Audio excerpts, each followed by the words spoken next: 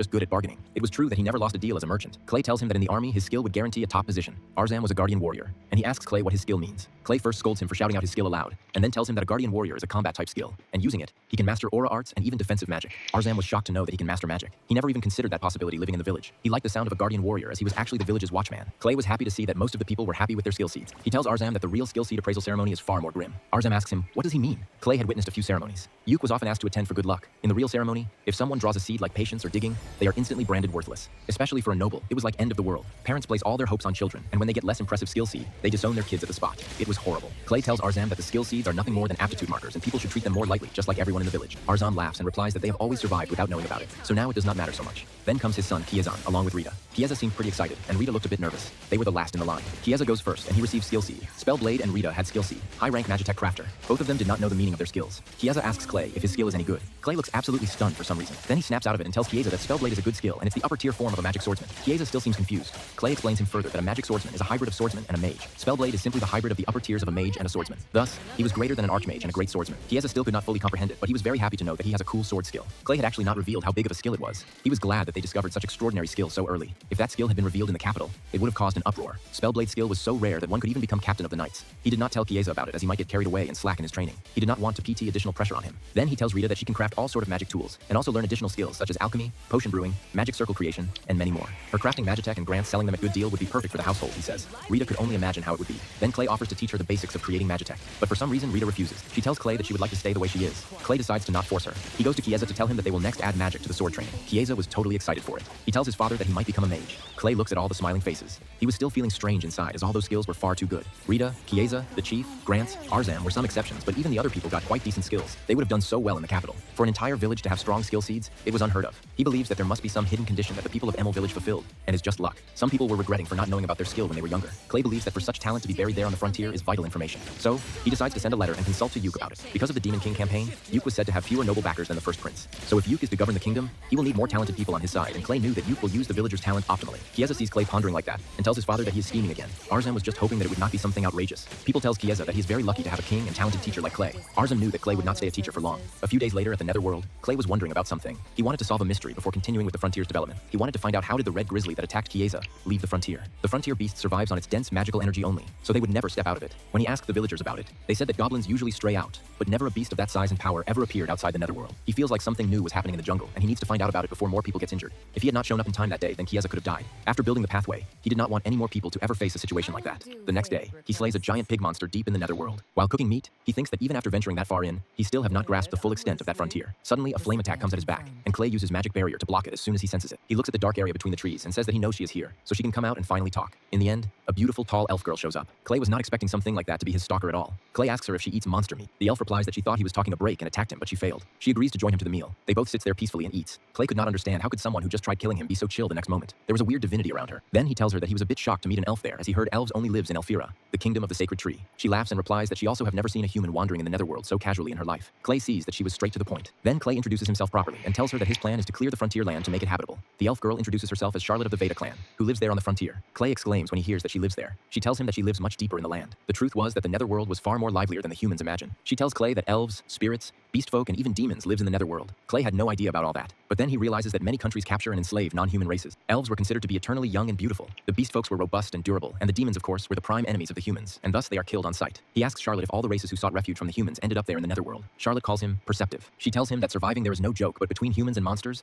they have chosen to live among the monsters. She coldly states that they have chosen the lesser evil. Clay had nothing to say. She tells him that he earlier mentioned about wanting to clear the land to make it habitable. They had already done it way before. Each race had cleared the lands in their own way, and now lives there. Clay was shocked to know that what he wanted to achieve for his companions has been long done by other races. Then he wonders if the humans settling there would create more territorial conflict. He understands that to them who had fled from humans, he was nothing more than a troublesome guy invading their sanctuary. That's why Charlotte was spying on him. Charlotte tells him that he is a terrifying existence, so much that she thought he was an assassin sent to annihilate them. Clay immediately clarifies that he was just ready to defend himself, and he never wanted to attack or fight her. She was starting to believe him, but still, to the elves, he was a threat. She asks him if he has not noticed yet the mass of spirits gathered around him. Clay gets scared and looks around, but he sees nothing. It was not possible for a human to see them as only elves possessing spirit magic could. Spirit magic, which allows commanding spirits and borrowing their power, was a skill unique to elves. He remembers Talita saying that he can see them. He would not be surprised surprised if he was also an elf. He asks Charlotte if it's bad to have a lot of spirits around him. She replies to him that in the past there was a human who attracted multitude of spirits just like him, and she was called the beloved child of the spirits. Whenever she got emotional, torrential rain would fall or intense heat would radiate. The spirits manipulated the weather based on her emotions. Clay finds that scary. Charlotte tells him that in the end, everything exploded for several kilometers around with her as the epicenter, and only a giant crater remained. She was not helping. Clay was about to piss his pants. Charlotte explains him that they are scared of him because he is a walking bomb and might kill them if he explodes like the girl. Clay replies that he does not want to do that, and asks her if he can do something to avoid it. Then she gives him a bracelet and tells him that it's a spirit bracelet, and by wearing it, even a human without spirit magic can ask small favors to the spirits. Clay asks her if they will disperse if he asks them to. Charlotte says yes. He asks her if she came there to just give him that. She replies him that she did, but it was a gamble whether he would be amiable enough to accept it docilely. Clay tells her that it is a valuable tool for him and takes it. As soon as he touches it,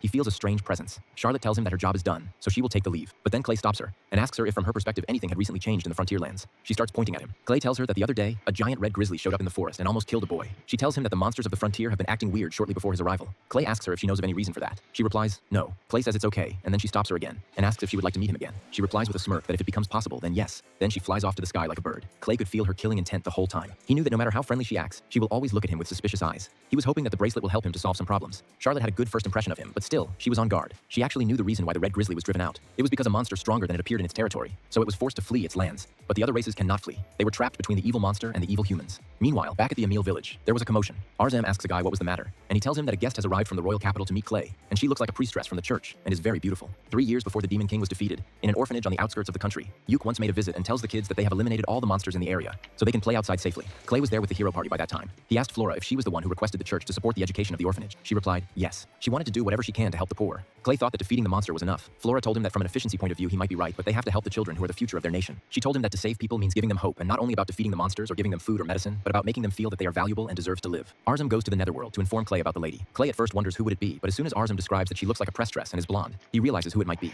Meanwhile, Flora was healing people's wounds and diseases back at the village. She even heals the chief's old wounds. Everyone was shocked to see that. The chief asks the woman if she wants something in return. She replies that she does it because she likes to help. She was grateful for letting her stay despite her sudden visit. Then from afar, Clay shouts her name, Flora. He sees her exactly the same way as he was used to, helping people. He smiles and tells her that she has not changed at all. She looks at Clay and tells him that she made her wait for really long. Clay asks her what she was doing there. She bluntly replies that she is on a vacation as a lot of chaos happened after he left. She wanted to check how he's doing. Clay never saw her taking a break, so he was a little surprised. Flora comes near him and whispers in his ears that she has disguised herself like a priest, so that people would not think of her as a saint. She asks him to not tell them the truth, otherwise they will start freaking out. Clay agrees and asks her if she would like to come to his house. Flora asks him if he really managed to settle inside the netherworld like he said. When they gets there, Flora was indeed impressed. His house looked like a normal house, but in the edge of hell. Flora tells Clay that even from afar, she could feel an evil energy of that land, but after stepping into it, it was even stronger than she imagined. It felt like even entering into the netherworld requires someone very strong. She praises Clay for it. Clay replies that he just adjusted the magical energy in the soil around the house. It was because it was not letting him build his house, and also he wanted to let even Chiesa and Rita come there. Flora reminds him his goal for reclaiming that land was so that only he and the hero party can spend some peaceful time together. Clay replies that he does remember it. Flora tells him that the road that they passed through to get there is really amazing, but Yuke, Talitas, and she can even enter in without that road.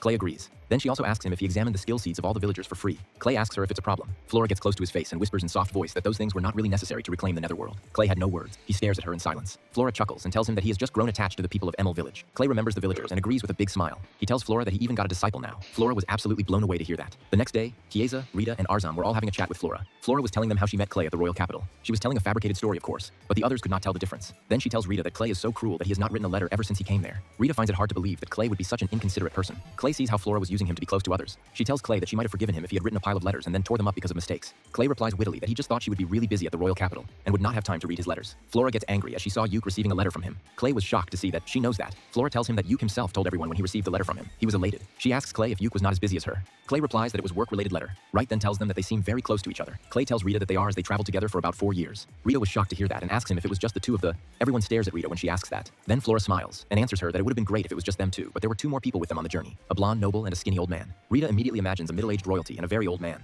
Arzam tells Flora that it's a strange group. Chiesa gets excited and tells them that Flora must be one of the strange companions Clay once told him about. Flora wonders what does he mean by strange. She also asks Clay why was the boy calling him Big Brother. Clay replies that a few things happened. Chiesa then boasts that he because Clay's disciple recently. Flora finally meets the boy she has been hearing about. Clay then tells them that originally he decided to examine the skill seeds so he could determine the type of training suitable for Chiesa. Flora tells him that he will spoil him if he did all that for one boy. She asks him what skill seed he has. Clay takes a pause and then tells her 1 tier lower skill seeds of each person intentionally. But Flora still freaks out and tells him that all of them are extremely rare skill seeds, and yet it appeared in a village with only a little over 100 people, and the 3 rarest skill seeds were right there in the room. Clay replies that it's not just the three of them, but with slight variations, every resident in the village possessed skill seeds that would be highly sought after if they were in the capital. Flora asks him how could that be even possible. Clay was not sure, but he had a hypothesis. Skill seeds are powers that manifests depending on magical energy. So, if the quality of a skill seed increases, then that means high magical energy is in the place of one's birth. That would explain the villager's skill seeds. The dense magical energy in the Hell's Edge strengthens monsters, so it was very likely that the same thing would happen to humans as well. Flora tells Clay that if his hypothesis is correct, then Emil village will change from a dangerous remote area to a sacred land that produces exceptional skill seeds. It would be a discovery that would shake the whole world. Rit was getting scared by hearing all that. Chiesa had no idea what they were talking about, and his father Arzam was shocked. Arzam asks Clay if it won't be bad if everyone finds out that their skill seeds are special. Clay replies him that he knows that. Clay believed that if this news spreads, then it might bring trouble for the villagers. People might flood in numbers to live in the village, or the nobles who believe in capital superiority might come and destroy the village. In either case, it will be bad for the people. Rita and Chiesa understands that having good skill seeds also attracts more challenges. Clay was glad to see that they were getting the importance of it. He asks Rita again if she would consider magic tools crafting. Rita still had no answer. Clay tells her that her skill seed is too exceptional to be left unused. He tells Arzam that he is doing just fine with his skill seed by being the watchdog of the village, and Chiesa was anyway training with him. Clay just wanted Rita to utilize her skill as well. But then she bluntly replies that she is not like Chiesa, and she does not have a dream or ambition. She just wants to live an ordinary life in the village. She knew that it was rude for her to say that, but she felt like she is not good enough to learn from someone as good as Clay. Then Flora tells Rita that if she does not want to become like someone, then she might want to take a look at the person she might become. Rita asks her what does she mean. Flora explains her that what Clay was telling her was just one of her possible futures, and even after mastering her skill, she can still choose a path other than becoming a magic tool maker, but her skills will never go to waste. She gives example of Clay that he also used appraisal skill to get stronger, but he did not become an appraiser. She tells her that it would only increase her options in the future. The pep talk works, and Rita finally wanted to learn making magic tech. Clay was very happy to hear that. He tells Chiesa and Arzam to try it as well. He tells Chiesa that a magic swordsman is way more versatile than he think, and they can learn the basics of magic tool crafting. Arzam tells Clay that he finds it hard to believe that he can learn magic at that age. Clay replies him that if one polish a skill seed, then its EA grow without limit no matter how late. Arzam agrees to learn magic in that case. Clay gets up and tells them that he will set up a workshop in the basement, so they can do it there. Then Clay gets up and brings some wooden slabs and puts them on the table. Rita touches it and asks Clay what do they do with that wooden board. Clay replies her that it is treant wood. Chiesa speaks up that he knows what it is. Treant wood comes from tree-shaped monsters, he says. He was right. Arzam asks Clay how did he get it as treant usually does not appear in that region. Arzam asks him if he brought them from the netherworld. Clay replies that he had been keeping those materials for a long time. Treants from the netherworld contains extremely strong magical energy, so they were not suitable materials for beginners. Their effect becomes too powerful and hard to handle. They could only be used as materials for combat sports. Arzam was shocked to see that the compatibility of materials mattered that much. Clay tells him that a magic tool maker must also be knowledgeable about different materials and their properties. Chiesa asks Clay if he will have to study all that as well. Clay replies yes. Then he tells them that he wants them to make a magic tool for ignition. It was a simple tool to light a fire anywhere. He demonstrates one of his own, and tells them to copy the magic circle exactly made on his board. He tells them that what's required to draw a magic circle isn't ink, but their own magical energy. He shows them a magical pen through which magical energy can pass like ink. He tells them that normally it takes high control over magical power, but the pen he prepared can do the same even with less magic power as the device directly absorbs the user's magic power and release a fixed amount. That would not require them to focus on the magic too much. They just need to draw the circle accurately. Flora whispers at Clay that he said it so casually, but it's actually an incredible invention. Many students drops out of magic school every year because they cannot control their magical power. It was reported that nearly half of them quit. A pen that does it automatically would be revolutionary. Rita soon finishes drawing the circle. Clay was really impressed to see that her lines had no deviation at all. He was confident that the circle will work. Clay offers to install a magic stone to it. As soon as he puts the stone in the board,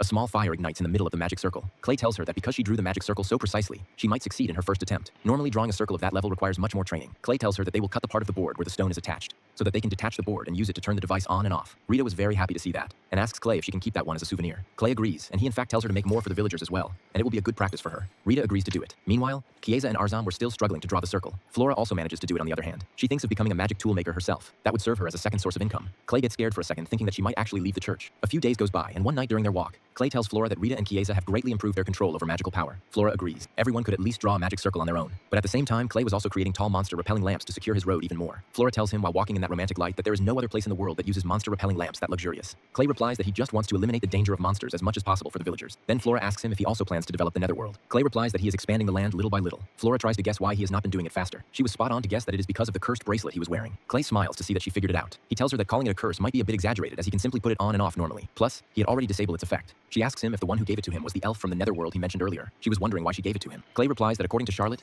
the elf, a large number of spirits gather around him, and with the help of that spirit bracelet, he can command the spirits when things get dangerous. But the problem was that even after wearing it, he was not able to see any spirits, so he was not sure how accurate that bracelet was. But he was sure that the bracelet had one additional effect placed on it. It was starting to make him feel staying away from the netherworld. Flora tells him that it must be a mind-influencing magic so that he does not develop the netherworld. Clay replies that he still is not clear about that, for which he wants to speak to Charlotte again. He was hoping that she would be worried that he did not leave even after getting that cursed bracelet and come to see him again. But as she was no appearing, he was thinking about finding her himself the next day. Flora gets excited to hear about an adventure and decides to join him. Clay looks surprised to hear that. She asks him if he has a problem with that. Clay replies that he does not have any problem, but she came there to rest and enjoy her time. She stops walking and replies him that she actually came there to spend some time with with him. That's why going to an adventure with him will only make her more happy. Clay feels very awkward and says yes. She was very happy. Meanwhile, deep inside the netherworld, at the elf settlement Vita Mervale, the elf elder and grandfather of Charlotte tells her to go on her duty again. He was feeling bad for making her do it. He wished that he could take her place, but his age was a problem. Charlotte tells him that she does not regret it. She gets out of her house and young elves wishes her morning. They advises her to be careful on her duty. She goes near the sacred tree that was being worshipped by the elves since ages. Unlike the trees that grow naturally due to the energy of the netherworld, the world tree only feeds on the magical energy offered by the elves. In return, its branches, leaves, and fruits become medicine or weapons. They were indispensable materials for the elves of the settlement.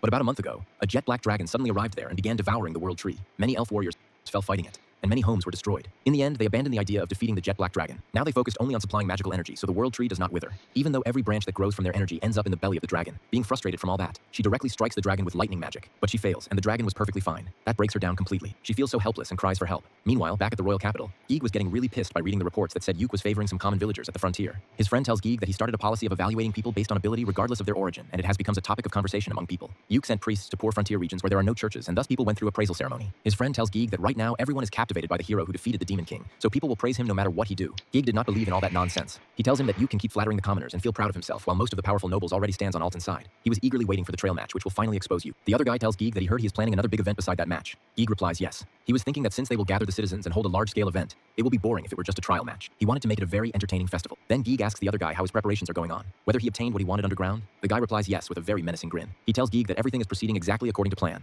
On the other hand, Flora and Clay faces a big monster at Netherworld. Flora blocks the monster's strike with her barrier, and Clay flies up to slice off its head. Flora tells Clay that ever since they entered the Netherworld, they have been facing a lot of monsters. So far, they had not seen a trace of the elves they were looking for. Clay was also surprised that it was taking them that long. Flora tells him that she is getting bored of monster hunting, but she would not mind if another giant ogre appears as its meat was delicious. Clay replies her that even if they keep killing them, they cannot finish all the meat. One ogre was enough for them to last a year. Flora suggests that they should supply it to the Emil village in that case. She also wanted to try meat of other monsters. Clay tells her that it's hard to tell if they will taste good. He even heard of a place where people eat goblins. Flora was shocked to hear that. Clay explains her that even though goblins smell far too strong to be edible, if they soak them in a liquid mixed with various seasonings and spices, then the smell disappears. Flora replies that the smell is not the only problem there. She just did not like the way goblins appear. Clay had heard that some people get hooked to the unique flavor, while others swear to never eat it again. Toledo's once told him that it's great as a snack with alcohol. He wishes that he knew the recipe for the seasoning marinade. Flora was sure that it would taste terrible, and he will be eating alone. Then suddenly, they feels a strong presence around them. They looks up and spots a dragon flying in the height. It spots them and flies straight at them. Flora activates her barrier, and the dragon could not penetrate through it. Flora tells Clay that she can easily handle it, though they were surprised to see a black dragon that far. Clay chuckles, and asks Flora if she thinks it would taste good. Flora replies that they would not know unless they try. The dragon flies up. Flora shouts if it's running away. Clay tells her that it might be planning to attack from a long range in the air. Flora hated to fight flying creatures for that, but she was sure that her barrier will cage the beast down. She suddenly increases her barrier size vastly and covers the whole area around them.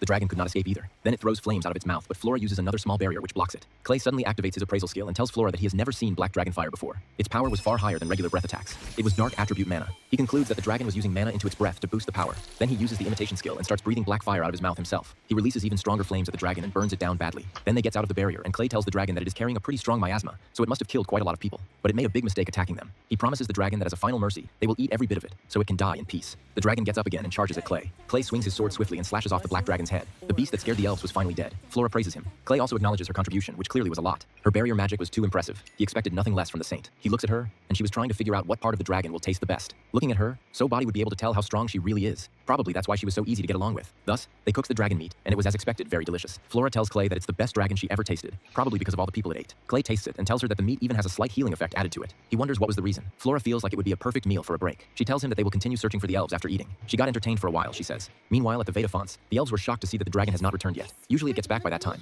The elder asks Charlotte what she thinks. Charlotte could feel that the dragon was not nearby, but she had no idea where it might be. The another elf comes and informs that 2 humans have arrived at the settlement. Charlotte and her grandfather were shocked to hear that. No human could break the illusion barrier protecting their settlement. Zale tells them that one of them was wearing a spirit bracelet that Charlotte had. Charlotte gets stunned to think that Clay actually came all the way there to find her. Her grandfather tells her to take care of the matter while he looks over the world tree. Charlotte goes behind Zale, and there was a slight smile on her face when she sees Clay. She asks him who was the woman with him. Flora introduces herself. Then Charlotte asks them, how did they get there, getting past the illusion barrier? Clay replies that they figured out they would have something like that since it's an elf settlement. Flora adds further that there were lots of traps as well, so they had to be on their guard the whole time. They analyzed the structure and managed to break through somehow. They almost were about to come there the next day, but spending night at the depth of Netherworld was dangerous. So, they were expecting them to let them stay for the night. Charlotte replies that they cannot allow them to stay there, unfortunately. Flora requests her. Then Charlotte decides to be honest with them, and tells them the truth that the dry, huge tree they see behind is the world tree that they consider sacred, and a huge black dragon has taken up residence on it. So, they might be in trouble if they stays there. Clay asks her where the dragon is now. She replies that it flew off somewhere but has not returned yet. Clay understands the situation and looks at Flora. She also whispers at him if they might have met that dragon earlier. Charlotte asks them if something was wrong. Clay slowly reveals that they might have earlier killed that black dragon, and then ate it. Charlotte freaks out. Their mortal enemy was after all in the stomach of 2 humans. Then all the elves goes to the dragon's corpse to confirm that it's dead.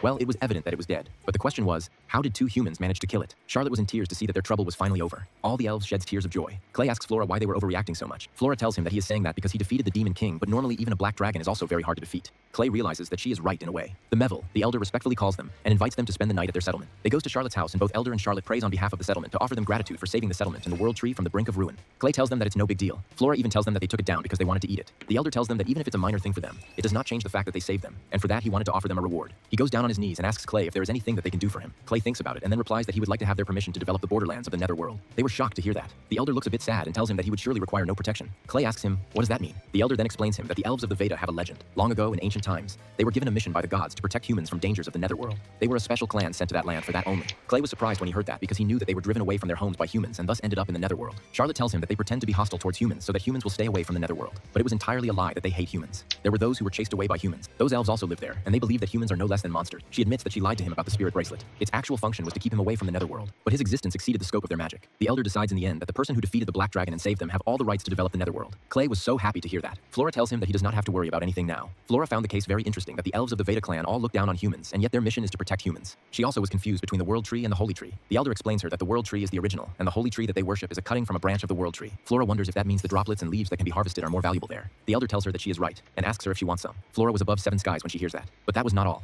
The elder also offers to give her a secret elven medicine extracted from the world tree to fulfill their mission. He gives it to Clay. Clay asks him if something so precious should be given away. The elder replies that if they offer prayer and the world tree recovers, then they can make more such secret medicine. So, he can take that one without hesitation. He also tells Clay to ask for their help if he ever requires while developing the Netherworld. Clay had no words to thank them enough. That night, they celebrate hard with music and liquor. A few days later, at the Emil Village Tavern, Flora and Clay were at a bar when they hear some villagers talking about elves appearing on the frontier and saving them from goblins. Flora tells Clay that the elves have started coming to the forest edge now. Clay replies that Arzam said they are helping villagers from the monsters, so it's all right. Since the elf issue was safely resolved, Flora asks him if he will resume the development, and also she wanted to help him with something. Clay asks her if she does not need to return to the capital. She replies that she is enjoying here more. She praises him for creating a place where they can relax. Clay chose the Netherworld for that purpose only, but he never imagined that he will be interacting with not just the villagers but the elves as well. Flora also liked both the villagers and the elves there. Unlike the capital, there was no troublesome obligations or stairs there, but she had no choice but to return as Yuke's mock battle was coming up. Clay asks her if Conrad plans to make fun of Yuke in front of everyone. She says yes. Clay tells her that she does not have to go as Yuke can handle it on his own. Flora replies that she still wants to be there as his friend. Well, Clay also wanted to attend that fight, so he decides to go with her to the capital. Flora was very happy to hear that. Rita was shocked when she heard that he is going to the capital. Clay explains her the scenario. Rita herself desired to go to the capital once. Flora asks her if she has even been there before. Rita replies that she did once when she was little, but she does not remember anything. Flora immediately asks Grants if they can take Rita as well. Grants replies her that if Rita wants to gob, then he has no objection. Rita was shocked to see such response, and asks her father if it won't be expensive to go to the capital. Grants replies with a smile that he will cover that much. Then Clay suggests an idea that she can make a few magic tech until they departs from there and sell them at the capital for good price. In that way, she herself can bear the expenses of the trip. Flora and Clay both decides to help her if whatever way they can. Rita was grateful for everything. She was still not sure if it will be okay to take so much help from them. She takes the offer but still looks a bit tensed. Flora asks her what's the matter, and she replies them that she was just thinking that Kieza will be really upset when he will hear about it. Clay decides that they will ask him as well to join them. The next day, Kieza loses it when he hears about the offer. He grabs Clay tightly and begs him to not leave him behind. Clay tells him that he is going with them, so he can relax. Kieza asks Arzam if he can go, and Arzam was okay with it. Arzam himself wanted to go to the capital once. Clay asks him to come as well, but Arzam was worried about the safety of the village. He tells Clay that even if the elves are helping, an unusually large number of monsters have been appearing in the forest, probably because the black dragon was rampaging. It should settle down quickly, but still he did not want to take any chance. He tells Clay that they can have fun this time without him. Clay understands his perspective. Arzam asks him if he would not want to invite the elf girl. Clay replies that Charlotte might not want to leave the Netherworld. Arzam was shocked to hear that, and suggests him that he should once ask her properly, as she might get mad if she later finds out that she was not invited. Clay listens to him, and goes to Vita and asks Charlotte about it. And, shockingly, she says yes at once. He tells her that he thought she would refuse. Then her grandfather also comes and asks Clay if he can join them as well. Clay agrees, but he asks them how they changed their mind about humans. The elder replies that he has some business in the capital, but going there alone would be taxing, so it was a good opportunity for him to get things done. Thus, it was decided. 6 people in total were now ready to go to the capital with Clay. He gets a little worried that they might attract some attention when they reach there. 1 week later, everyone was ready to leave. Clay, Kieza, Rita, along with Charlotte, the elder, and Flora were all leaving Emil Village to head to the capital. When they finally reaches Flata, the capital of Altonia Kingdom, Rita and Kieza were stunned to see how urban it was. The streets were wide and bustling, and the building looked like it could reach the sky. But the problem was they were not finding any inn for 6 people to stay. The main reason was that people from all over the world were there to witness the mock battle. Flora tells Clay that getting an inn seems impossible, so she should try asking the church to let them stay in the dormitory. But Clay refuses, and tells her that he still has one lead. They goes to Hotel Octavia as Yuke once mentioned about it, and when the manager sees Clay, he himself greets them, and tells Clay that he will immediately prepare everything in suite rooms for them. Clay replies that suites might not be necessary, and it would be difficult if everything is already booked. The manager replies that they keep several rooms available for guests like him. They were personally instructed by Yuke to provide highest level of hospitality when he comes, and he would not need to make any payment for it as well. Clay was so shocked to see all that. He came there as Yuke told him once, but to think that they would take care of everything was so unexpected. Then they were taken to their rooms, and it was quite luxurious. Flora tells Clay that it was a good thing that they listened to him. The elder also praises him for arranging everything so fast. Clay tells them all that it was all thanks to their party's former leader. Kieza was immersing into the soft mattress. Clay tells them that the main event will take place tomorrow, so they should take some rest at the inn for today and then explore the capital later. Flora whispers to Clay that he needs to head out at night as Talitas wants to meet him. So Clay goes to a local pub. The door to that pub was a Magi Tech, as it identifies customers automatically and opens only to certain individuals. It was perfect for secret meetings with famous people. It opens when Clay shows up there. Clay enters in and the bartender looks at him and says he was not not expecting a new face. Clay replies that he was called to that place by someone, but the bar was empty at the moment. The bartender tells him that he is their first customer and it's a private reservation that day. He asks Clay if he would have whiskey from Czars in the north or wine from Altanar. Clay orders some whiskey, and then after some time, Toledo shows up and apologizes for being late. Clay was very happy to see his master. It had been months since they last had a chat. He asks him how is everything going. Toledo replies that he is handling everything good, but teaching magic at the academy is a bit troublesome. Clay tells him that it should be fine for him as he enjoys helping people. Toledo was just glad that he could teach him some magic. He believes that there's no one in the world who have talent like Clay. No one could defeat the demon lord by just a bit of teaching. Clay was getting awkward as the bartender was listening everything. Toledo tells him to relax as the bartender was a former student of him, and he would keep it a complete secret. While pouring whiskey in the glass, he tells Clay that he feels very fortunate to meet the hero who actually defeated the Demon King. So, he was ready to treat him free for all the drink. But he tells Toledo to pay for his drink. Toledo tells him that he was part of the hero party as well. Then Clay asks Toledo why he called him there. He tells him that if it's about the mock battle, then he already heard most of the details from Flora, but he thinks Yuke does not need their help. Toledo replies that he does not worry about the mock battle itself, but about what comes after that. He gives Clay a letter and tells him that it's a copy of a manuscript for the capital newspaper that Duke Conrad commissioned. Teletos was able to obtain it secretly. He tells Clay that the Duke is planning to publish one of those depending on the outcome of the mock battle. Clay was shocked to see that Conrad was not only prepared for the possibility that Yuke loses, but also the possibility that Yuke wins. First, the article about Yuke losing asked questions about his abilities and incited doubt about whether Yuke really defeated the Demon King. Toledo throws that copy away as he was sure that Yuke won't lose. The next one was the real problem one. It showed the case when Yuke wins. The article stated Yuke's unfathomable strength as battle manic and terrifying. It would create anxiety among the people. Yuke's greatest strength was his high public support as the hero who defeated the Demon King. The purpose of the mock battle was probably to rob Yuke of that strength to manipulate the masses and discredit Yuke. Toledo asks Clay, what does he think would happen when power that no one can oppose is demonstrated before their eyes? Clay assumes that the people will start fearing Yuke like they feared the Demon King. Toledo reminded him when the people they saved during their mission started fearing them and did not accept them. Yuke understands the whole situation, but he did not know what to do. Flora reaches there knowing that she is a bit too late. She gives the reason that the church found out that she has returned to the capital, but she managed to slip away. Toledo tells her that he was just explaining Clay about the opening act. Clay looks confused. Flora explains further that since people are gathering for the event in such large number, as an opening act before Yuke's mock battle, a royal-sponsored martial arts tournament will be held. Clay finds that very interesting, but then his expressions changes completely when Toledo asks him to enter the opening act and win. Clay freaks out and asks him why should he do that. Toledo replies that if he who is stronger than Yuke rampages in the tournament, then no matter how much power Yuke displays in the mock battle afterwards, it will feel pale in comparison. He simply wanted Clay to act as a shield for Yuke, but he proposes that he will not enter the tournament as Clay Ars, but rather a fake name wearing a mask to fight as a mysterious warrior, like that the one that the people will fear will be a fictional man. Clay did determine to help Yuke become the king, so there was no way he could say no. He tells them that he needs a good mask ready before the tournament. Flora tells him that he also needs to buy inconspicuous equipment so that he cannot be traced. All of his gears had been super modified to a level where it can match the Demon King. She tells him to take him to a shop the next morning. Toledo wanted to come along as well, but he had work to do being in the organizing staff. The court wanted him to provide commentary for the matches. Toledo starts suggesting Clay some fake names. He suggests Gray. Clay feels like it lacked creativity for a mysterious warrior. After that, Flora asks them if they should start with their drinks as everything else was settled. The bartender starts preparing their orders. While drinking, they discuss some old nostalgic memories of the past. The next day at the market, it was incredibly crowded. Flora tells the new guests that even in the capital, it was unusual to have that much foot traffic. She assumes that everyone just wants to see the hero with their own eyes. Chiesa was excited for the opening martial arts tournament. He was hoping to see some great warriors outside his village. Clay tells him that there might be hundreds of participants in the preliminaries. Warriors and mages from all over the world were entering the tournament. He shows them some warrior clans that had arrived. Rita sees that there were a lot of people in unusual outfits. Clay tells Rita that Grants might know a lot about that stuff as it's necessary knowledge as a merchant. Rita feels motivated to learn about it as well. Clay tells her that she does not need to rush. She had the skill to become someone great, but she was still not feeling like it. And that's why Clay had brought her to a popular Magitech tool shop. Flora tells her that it is the best shop with the best eye for quality. Clad adds that it will help her to understand how skilled she is, and the best aid to know that was to know the value of the Magitechs she has created. Rita goes inside and calls for the owner, but no one was there. A voice comes from inside, telling Rita to wait a bit. The owner was not a very social person. She wanted less customers at his shop. Then, an old lady comes out in a big hat on her head, and as soon as she sees Flora, she calms a bit. Flora laughs and greets the old lady, Kusuno, well. Flora requests her to take a look at the Magitech that Rita made. She wanted Kusuno to buy them if it's of any value. Rita introduces herself and tells Kusuno that she would be glad if she uses her appraisal on her Magitech. Kusuno makes a very annoyed face, which scares the young girl. Then she tells Rita that as a professional, she cannot go easy on the appraisal, but if there are any areas for improvement, she will teach her properly. She asks Rita to not waste any more of her time and show her the Magitechs. But as soon as Kusuno's eyes falls on her storage bag, she was stunned. She asks Rita if she has been carrying such a thing brazenly around the city. Although common people would not notice it as it was processed, but it was still a luxurious item, even among Magitech tools. She tells Rita that it would easily sell for more than 100 gold coins. Rita was absolutely blown away when she heard that. Kusuno asks Flora if she knew, and did not tell her. Flora apologizes and tells them that she did warn her to take things off in public. Kusuno asks Flora what was its capacity. She replies that it would probably sustain an army, but Clay who created it would know better. Kusuno stares at Clay and tells him that he does not look like someone who can create that. He was young with less magical power. Clay replies that she is right, and his teacher in Magitech creation is a friend of Flora. Kusuno understands at once that he was talking about Teletus. She was no longer surprised that he created a storage bag. Then the old lady asks Rita to take out all the Magitech she wants to be appraised. After taking a look at each of her tools, she smiles. Rita asks her if her Magitech is not that good. Kusuno replies that it's actually the opposite, and the quality of her tools are far too good than ordinary. It was so well crafted that it can be sold for twice the normal price. Like, for example,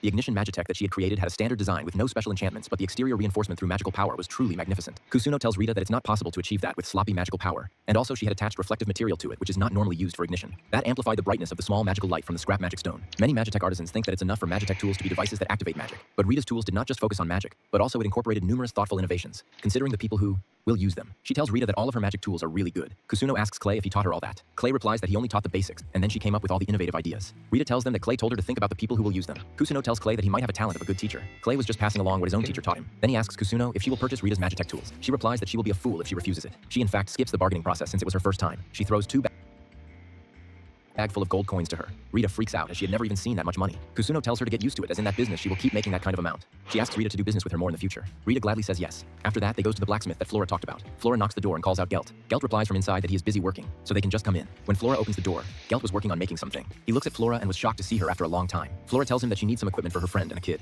Gelt keeps staring at Clay, and then asks him why he needs equipment when he should have decent gear with his skills. Flora tells Gelt that his sharp eye always detects talent. Clay then tells Gelt that he is about to enter the martial arts competition in the tournament under the name Gray. Gelt understands a bit why he needed new equipment. He asks him if he also needs to hide his face. Clay calls him smart for catching up so fast, but Clay wanted something less conspicuous. Gelt tells him that he should do the opposite and go for something truly unique. Flora tells Gelt that there is no need to stand out if he wants to hide his identity. In that tournament, if an unknown warrior makes it to the main event, that alone would make him stand out, says Gelt. And strengthening the impression of the mask will make him less noticeable when he will take it off. Rita and Chiesa freaks out behind Clay and asks him if he plans to enter the martial arts tournament. Clay tells the sorry for not mentioning it earlier. He asks them to cheer up for him there. Chiesa was most excited to see his teacher fight. He asks him why he was using a fake name. Clay gives an excuse that it will be embarrassing to use his real name and lose quickly. Chiesa believed that he would not lose that easily. Rita tells Chiesa that even for Clay, a capital tournament would be difficult. Gelt tells them that he cannot make a custom mask by the next day, so he can choose something from whatever he has there in the shop. Flora looks at those masks and feels like all of them looked a bit creepy and scary, but she likes one particularly and gives Clay to try. When he wears it, everyone starts smiling and tells him that it looks good on him. Clay tells them that he is good with anything as long as it does not fall off his face while fighting. Gelt decides to enchant the mask with unity magic. Chiesa asks Clay what unity magic is. Clay replies that it is an enchantment magic that prevents equipment from being removed from the body. Clay asks Gelt if he learned such a curse as enchantment magic. Gelt replies that it is popular among weapon builders as weapons does not drop,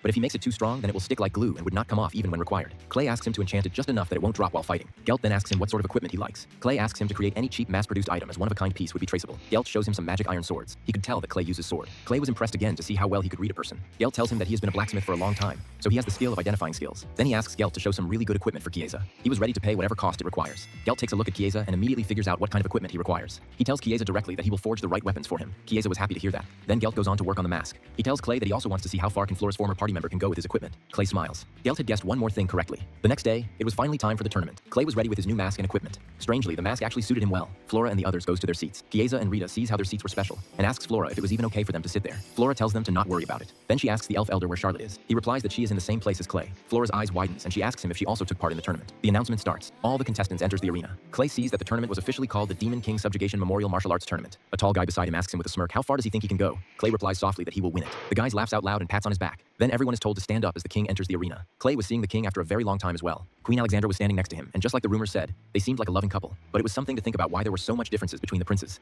Yuke was not looking happy, most probably because of the person next to him, his older brother, Prince Alton. Alton looked incredibly uninterested in the tournament that was being hosted for his brother. Standing behind him was Duke Conrad, the mastermind behind the whole plot against Yuke. Then the king starts speaking. He tells the people present there that he, King Zeld of the Altonia Kingdom, begins the tournament. Then he introduces Yuke as the Demon King Slayer. The audience erupts to cheer Yuke. King Zeld tells everyone that his son and his party defeated the Demon King and brought a peaceful era. But as long as evil beings like monsters continue to exist, they will need more warriors. He tells them to show their skills to the fullest in the tournament. The audience were very fond of Yuke. Alton hated that. Conrad tells Yuke that everyone respects the person who defeated the Demon King. He asks Yuke if it's difficult to deal with the expectation of a hero. Yuke simply replies with a smile that it's more than what he deserves, and he is honored for getting it. While taking a look at the warriors, Yuke gets stunned when he spots Clay there. Even with the mask, he knew that it was his old teammate. They both then exchanges a quiet laugh. Conrad sees how suddenly he became so happy and becomes confused. Alton gets pissed and leaves the arena. But Conrad had faith in himself that his plan will convert all of Yuke's followers to his haters. It was then announced that the first preliminary match will begin shortly, and contestants for the second match needs to proceed to the waiting room. Rita, Chiesa, Flora, everyone wishes Clay best of luck. Clay asks them where is Charlotte. Her grandfather tells him that she is also taking part in the tournament. Clay was absolutely shocked to hear that. Then he slowly spots several elves participating in the tournament. She was among the participants in the first round.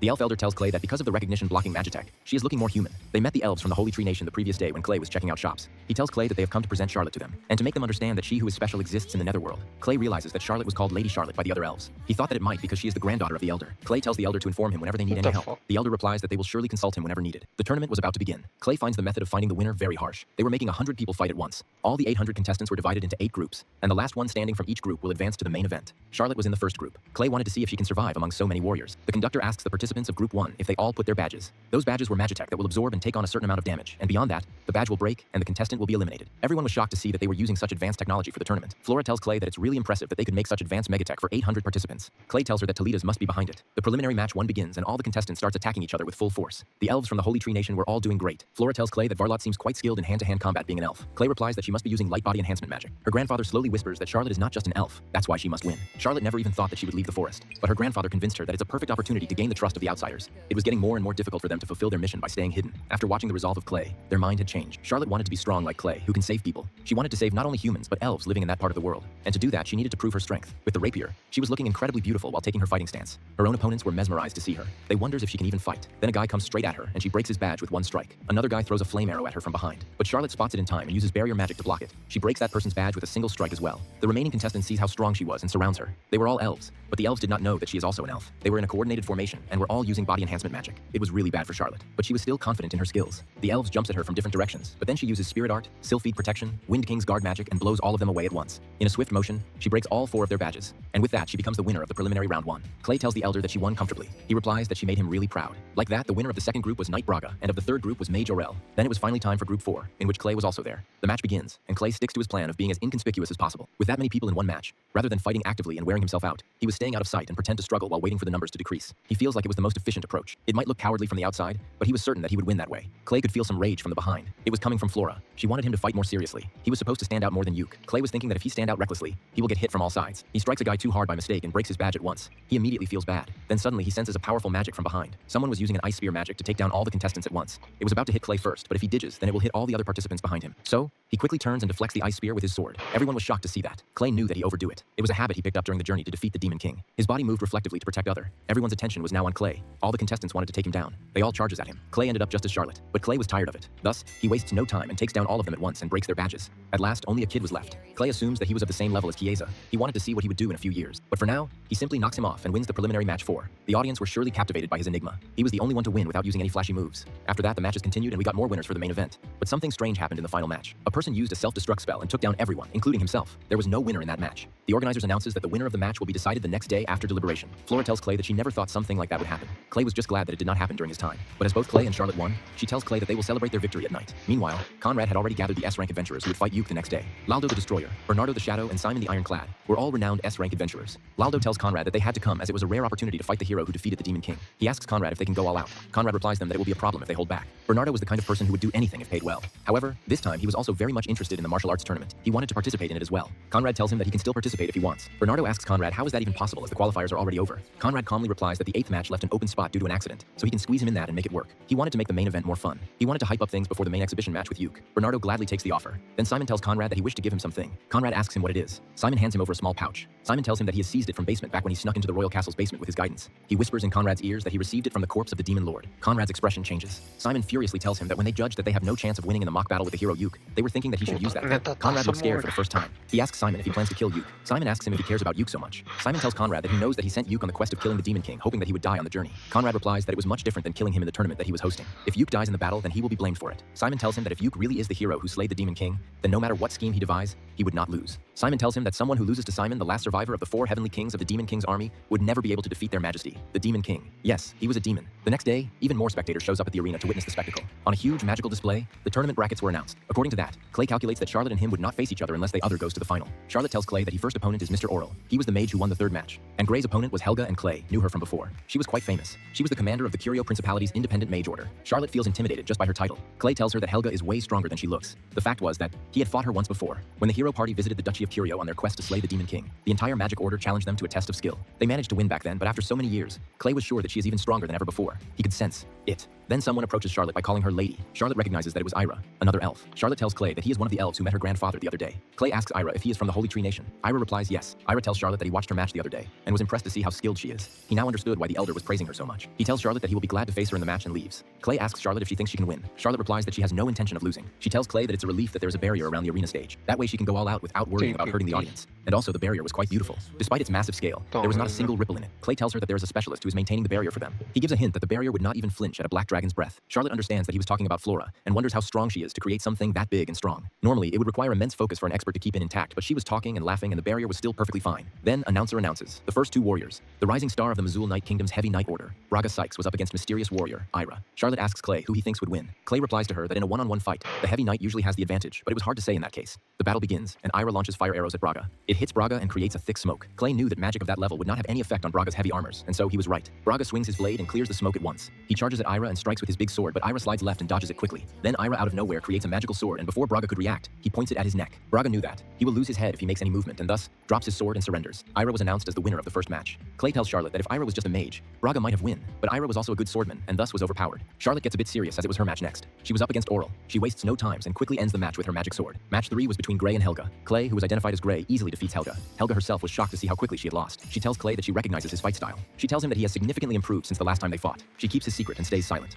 After the match, Clay and Helga meet each other properly. He asks her if she does not need any rest in the infirmary. Helga replies that she is fine as she has the recovery potion. A big man was standing in front of them, and he asks Clay who was he to be able to defeat someone as strong as Helga. Clay first asks the man who he is. The man shouts out that he is Braga, the heavy knight. Without his helmet, it was hard to recognize him. He was a handsome man inside. He asks Clay, looks around, and wonders where Charlotte and Ira were. Braga tells him that they have already left for the next match. Clay was shocked to know that it was already time for the semifinals. He asks Braga what happened in the fourth match. Braga replies that it got over as soon as it started. Clay was absolutely shocked as it had only been 10 minutes since his own match. Braga explains him that a new warrior entered as there was a slot left, and he won instantly. Bernardo was sitting alone right beside them quietly. He smiles at Clay. Clay could feel that he was no ordinary person. Braga tells Clay that Duke Conrad was the one to recommend Bernardo. Clay was shocked to hear that. Braga tells him further that Bernardo is an S-rank adventurer and was a foreigner. Clay asks Braga what exactly happened in the match. Braga replies that he is not sure, but as soon as the match started, Bernardo disappeared in front of their eyes, and the next second, his opponent was lying on the ground. Helga tells Clay from behind that now that he has beaten her, he should win the whole thing. Clay feels the pressure as Bernardo was his next opponent, and he was looking excited about it. Clay was a bit worried as Duke Conrad was behind it. He decides to stay on guard. On the other hand, Ira wishes Charlotte best of luck for their next match. Charlotte tells Ira that she was watching his match, and just as she expected from the head of one of the 5 Archduke families of the Elfira Holy Tree Kingdom, he did not disappoint. She asks him if he is the guardian warrior of Lady Faruja.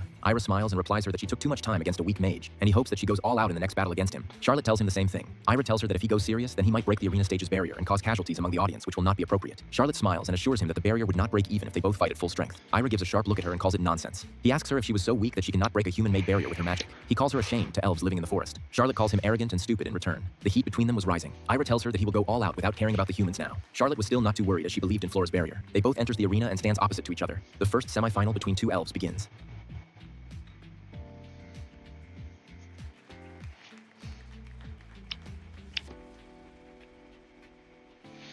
500 years ago, a brave warrior confronted the Demon King on the battlefield. After an intense fight, the warrior manages to make a deep slash across the Demon King's gut and finally kills the source of all evil in the world. The warrior looks at his companion and tells them that they have successfully wiped out the entire army of the Demon King. He asks his allies if everyone is all right. His companions nod in agreement despite their injuries and exhaustion. One of them says that they have finally achieved a peaceful world where no innocent person will ever get hurt again. However, at that very moment, a dark magic portal suddenly appears right in front of a girl named Sophia. Before anyone can react, a cursed sword shoots out of the portal at incredible speed. The sword is about to pierce Sophia, but the warrior, Renya, instantly jumps in front of her and takes the attack himself. Blood immediately pours out of his mouth as the blade penetrates his body. Sophia cannot believe what she is seeing and desperately tells him that she will heal him right away. But then they hear the voice of the Demon King echoing across the battlefield. He tells them that healing magic and potions are completely useless against his cursed demon sword, and no matter how much divine protection a person possesses, anyone pierced by that blade is doomed to die without exception. The Demon King also says that he will die soon, and Renya can spend his remaining time regretting his so kind nature. Renya's vision slowly starts becoming blurry. His consciousness gradually fades away, and he slowly closes his eyes. However, in the very next moment, he suddenly hears someone loudly telling him to wake up already. Renya slowly opens his eyes and finds another person standing right in front of him with an irritated expression on his face. The man furiously tells him that he should stop lying around and get up immediately because he is nothing but a useless dead weight for their entire team. Renya looks around in confusion before staring at his own body in complete disbelief. He cannot understand how he is still alive after receiving a fatal wound. The leader of his team notices his shocked expression and asks him if being alive is really that strange to him. The protagonist looks at the leader and addresses him as Mr. Glenn. The leader tells him that in that case, he can check the nearby areas. The protagonist takes the bushes nearby.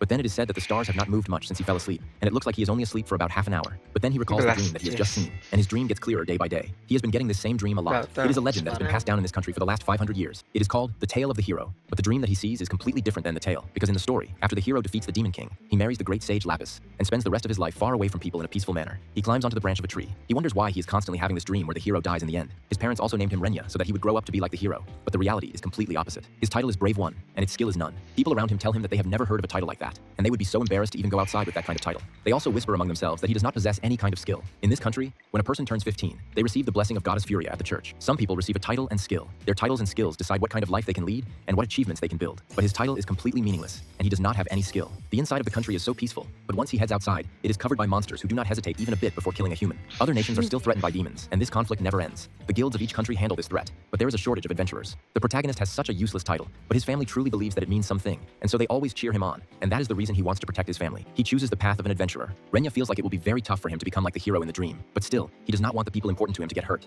and that is the reason he must become strong. It has been 3 years since he becomes an adventurer, and he is still stuck at the lowest rank, F. Most of his work includes cleaning, hauling luggage, or gathering herbs. He cannot even join a party and has been working alone the entire time. But then he gets a chance through the Black Violent Dragon Party. Rank and experience do not matter for this party. The leader of the party, Glenn, kills a B-rank monster in one slice. He says that it does not feel even a bit challenging, and he wonders if this quest for the search of the demon sword is really an A+ difficulty quest. Renya cannot believe that he is able to cut down down a B-rank monster with just one single slice. Glenn looks at Renya and asks him to get over to him. Renya feels a bit furious. He then politely tells Glenn that he has not slept at all last night. This makes Glenn furious, and he shouts at Renya that someone as useless as him should not even have the right to talk, and that he is the one who begged them to let him join the party, and he should be grateful, because they are an A-ranked party, and still they let someone like him join. Glenn has a rotten personality, but his strength is something else, and he also has a really rare title called Hero. Renya is the one who applied to their party recruitment, and at his rank, this is the only way to gain experience on higher level quests. He decides that he is not going to give up because of something like this. Renya, along with his teammates, enters the demon castle. Renya gets a deja vu feeling like this is not his first time in the castle, and that he is also having a really bad feeling about this. Glenn says that if he brings back the demon sword, then he will make it to S rank. They arrive at a huge gate. Then Glenn says that the Demon King's throne room must be behind this door. He opens the door. They find a burning sword engraved in the throne of the Demon King. He and all the other members get so excited about it. Meanwhile, Renya realizes that something is wrong with the room. As soon as Glenn tries to reach for the sword, suddenly it disappears, and a Cerberus appears out of nowhere in front of them.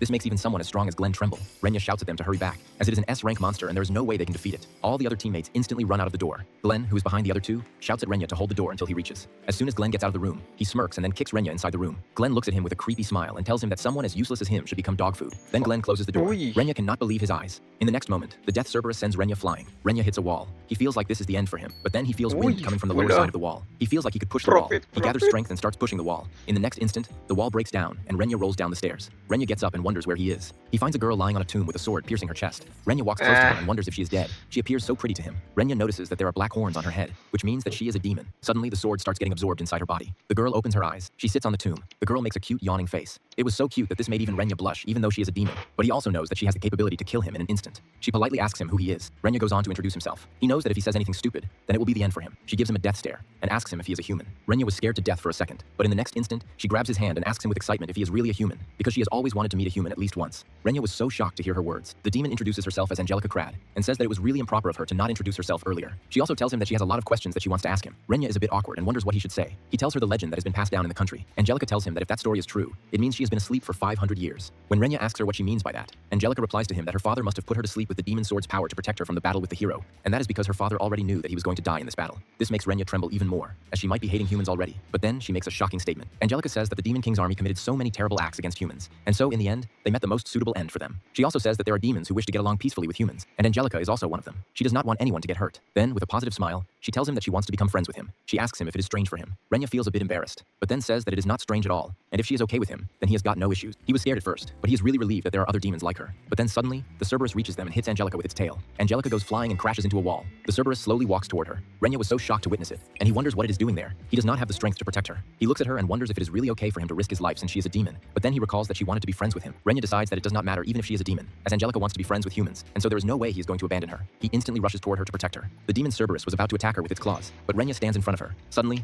all of his memories start restoring. His new skills get unlocked. His body techniques get unlocked. He also acquires hero magic and auto guard. The restoration is now completed, and the title is updated from the Brave One to the Hero. Renya opens his fist and summons a sword. Then he blocks the Cerberus's claws with the sword. His expression turns serious. He says that now he remembers everything. He raises his sword and then makes a single slash that cuts down the Cerberus. He says that he is the hero Renya. The Cerberus is dead. Renya asks Angelica if she is alright. Angelica is so shocked that she asks him what he did just now. Renya replies that he just used the power of the hero, and it looks like he was the hero. He looks at his hand and says that it feels like he went back to being one. Angelica tells him that she still does not get anything that he is saying. Renya tells her that it looks like he was reborn. She asks him if something like that is even possible. Renya replies that it is not something they could do easily, but there was someone in his team who could do it. But now they are all dead. Renya defeated the Demon King, and then married the sage Lapis and spent his days with her. He tells Angelica that he died while fighting the Demon King, who is her father. Angelica then says that she just realized she never said it properly, that she is the daughter of the Demon King. He becomes a bit hesitant while talking about her father, but then Angelica tells him that she is really thankful to him for stopping her father. Renya feels a bit shocked at first. She goes on saying that losing family is painful, but it would have hurt her even more to watch him hurting humans without stopping. So he should not feel guilty for doing something like that, and she also wishes to get along with humans. Renya thanks her for her kind words. Then he tells her that they should get out of the demon castle since it is so dangerous. She also agrees with him, but then asks him to wait for a moment because there is something she wants to get before leaving the demon castle. Both of them head to her room. She says that there is something she wants to bring with her. She opens her cupboard and takes out a ring from it. She says that she is really glad it is still there, and also tells him that she received it from her late mother. Renya realizes that she is also alone, just like him. Angelica says that her mother was very sick, but she was also very kind and the complete opposite of her father, and she also wanted peace with humans. That is the reason Angelica wants to make a world where humans and demons can live peacefully. Renya recalls that 500 years ago, he also wanted the very same thing, but even after defeating the Demon King, there was no peace between demons and humans. He feels like he might be able to achieve that now with Angelica. He tells her that they shall give their very best to make that dream come true, and that he will always be by her side. This makes Angelica flustered. She wonders if he means being together in that sense. Her horns disappear. Renya asks her if she is okay. Angelica feels like she has shown her embarrassing side to him. Then she hands over the other ring to Renya. Renya asks her if it is okay. She tells him that it is proof that they share the same ideals and a bond between those who were left behind. He thanks her and says that he will definitely treasure the ring as if it were from his own mother. Angelica also politely asks him to call her Anne. Renya agrees and tells Anne that they shall now leave the demon castle. She snaps her fingers and a magic portal appears beneath them. Both of them get teleported outside the demon castle. In the Adventurer Guild, Glenn shouts at the receptionist since none of them informed them that an S-rank monster would show up. He also furiously says that 2 of his party members died because of that. The receptionist tells him that until now, there had never been any survivors, so they did not have accurate information about the other side. Since they are the first to come back alive, the Adventurer Guild will pay them a huge amount for the information. Then the receptionist asks Glenn about Renya, who also went with them. Glenn tells them that Renya stayed behind to hold off the Death Cerebrus so they could escape, and it seems like he is dead by now. But he was really a pretty brave guy. The other adventurers feel shocked after hearing this news. Glenn says that Renya really was a brave one. Just then, he hears Renya's voice from behind telling him not to kill him off by himself. Glenn looks back and finds Renya along with a new girl. He asks Renya how he is still alive. Renya walks to the receptionist and tells her that they would like to sell the claws, hide, and fangs of the Death Cerebrus. He opens a magic circle and pulls all these items from it. The receptionist feels shocked after seeing the claws of a dead Cerebrus. The other adventurers are also shocked to see that Renya can use storage magic. This makes Glenn furious. He furiously shouts that there is no way someone as useless as him could defeat a Cerebrus. Then he looks at Anne and says that it seems like this woman saved him, and it also seems to him that she is a really decent mage. But Anne replies to Glenn that she was the one who was saved from the Death Cerebrus by Renya, the hero. Glenn bursts out laughing, saying that there is no way he could be the hero, and that both of them are nothing but complete trash. Glenn looks into Anne's eyes, and it appears to him that she has creepy eyes like a demon. This makes Renya furious. He tells Glenn that he can say whatever he wants about Renya, but Renya is not going to tolerate a single insult about Anne. Glenn furiously asks Renya if he is trying to oppose him. Renya proposes that in that case, they should have a duel. Both of them head to the ground to have the duel. Glenn takes out his sword, but on the other hand, Renya takes out a practiced wooden sword. This makes Glenn furious, and asks him if Renya is trying to mock him. Glenn says that he is not going to hold back even a little. He charges toward Renya, but Renya easily brushes him aside. During his fight with the Death Cerebrus,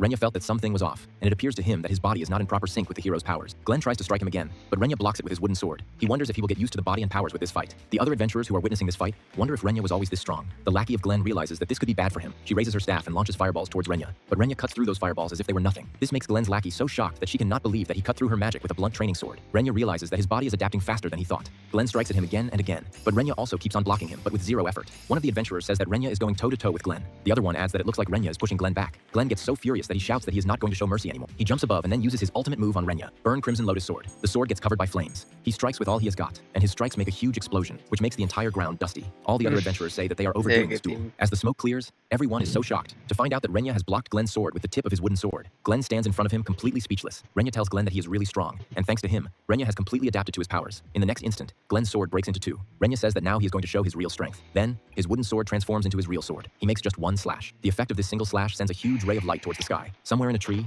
Lady Lapis was crystallized 500 years ago. Suddenly, her crystal seal starts getting cracks, and in the next instant, her crystal seal breaks down. She flies out of the tree with elegance. The other elves tell her that they are so glad that Lady Lapis has awakened. They tell her that they will tell her everything that has happened in these 500 years. Lady Lapis tells the other elves that she will talk to them later because she has somewhere to go. She instantly flies away without hearing a single word from the other elves. Renya's one single slash created a huge hole in the battleground. Glenn was too shocked to say anything. Suddenly, Lapis also arrives at the battleground. Renya looks at her and gets speechless. He asks her how she is still alive. Lapis replies that she is a high elf and their aging is much slower compared to humans. Anne also arrives at Renya. Lapis looks at Anne and gets a terrible feeling. She wonders what is going on, as she can feel the same magical power as the Demon King coming from Anne. She instantly gets between Anne and Renya. She tells Renya that this girl surely is a demon. But then, Anne suddenly collapses on the ground because of hunger. Renya gets worried and asks her what is the matter. Anne looks at Lapis's face and instantly recalls that she is the one from the hero's tale. Renya tells Anne that she was one of her companions 500 years ago, and it looks like she probably ran out of her magic power because she was starving, and tells Renya that she shall make something for her. Renya asks Anne if she really knows how to cook, and Anne replies that her mother trained her well, so she is really confident in her cooking skills. She says that she should prepare dragon steak to restore her magic power. Renya also agrees with Anne's idea. He tells her that they shall carry Lapis back to his house, and after that, they can go and hunt one.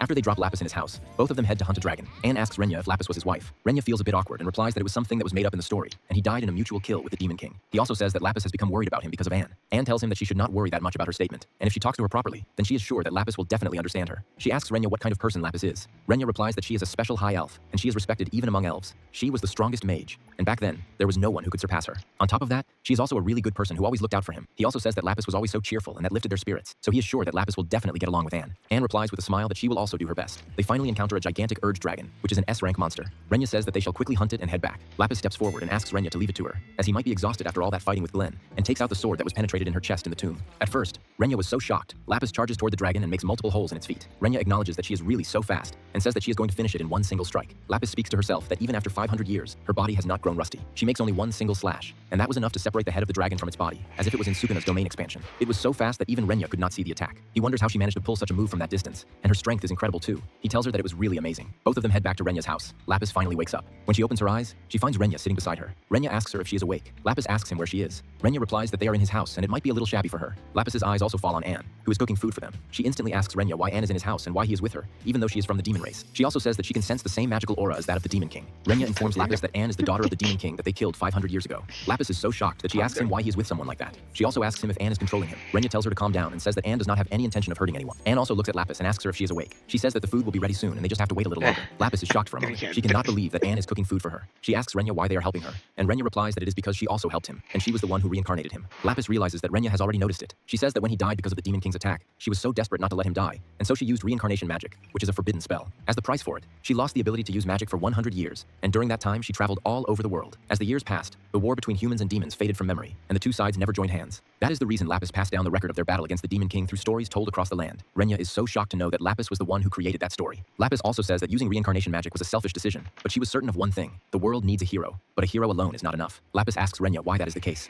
Renya replies that 500 years ago, they forged peace with the demons who wished for peace. It was humans and demons who fought against the Demon King's army to create a peaceful world, but they were not able to make it a reality. But Anne is completely different, and even though she is the daughter of the Demon King, she still wishes for friendship with humans and wants to make it a reality. And if Anne is with them, then this time, they will definitely create a peaceful world where humans and demons can coexist. Anne informs Renya and Lapis that the food is now prepared. Renya tells her that they are coming soon. When they enter the dining hall, they see that Anne has prepared so many dishes for them. Both of them are so shocked. Renya asks Anne if she made all of this by herself. Anne replies with a smile that she put her heart into it and she wants them to eat as much as they like. Lapis takes the first bite, and it enlightens her face. She tells them that it is really amazing. Renya also tells Lapis that Anne cooks every day and makes everything so delicious, and thanks both of them. Then Renya asks Lapis why she decided to seal herself. Lapis replies that she would feel lonely without him. Renya says that elves live for over 10,000 years, and she did not need to seal herself for that. Lapis tells him that Renya does not understand how she feels, then smiles at both of them and says that it seems like both of them are really close. Lapis thanks Anne for making such wonderful food for her. She also apologizes for behaving so rudely toward her earlier. Anne tells Lapis not to worry about it. This makes Lapis so happy, and she says that she wanted to meet her 500 years ago. Then Lapis looks at Renya and asks him if he was serious about what he shared earlier. Renya replies that he is serious this time, and with Anne, it really might be possible. Renya says that they still need one more companion. He asks Lapis to join their team so they can finish what they started 500 years ago. This makes Lapis so happy, and she says that she will definitely join their team. She asks them if they are sure about it. Lapis replies that this was their goal 500 years ago,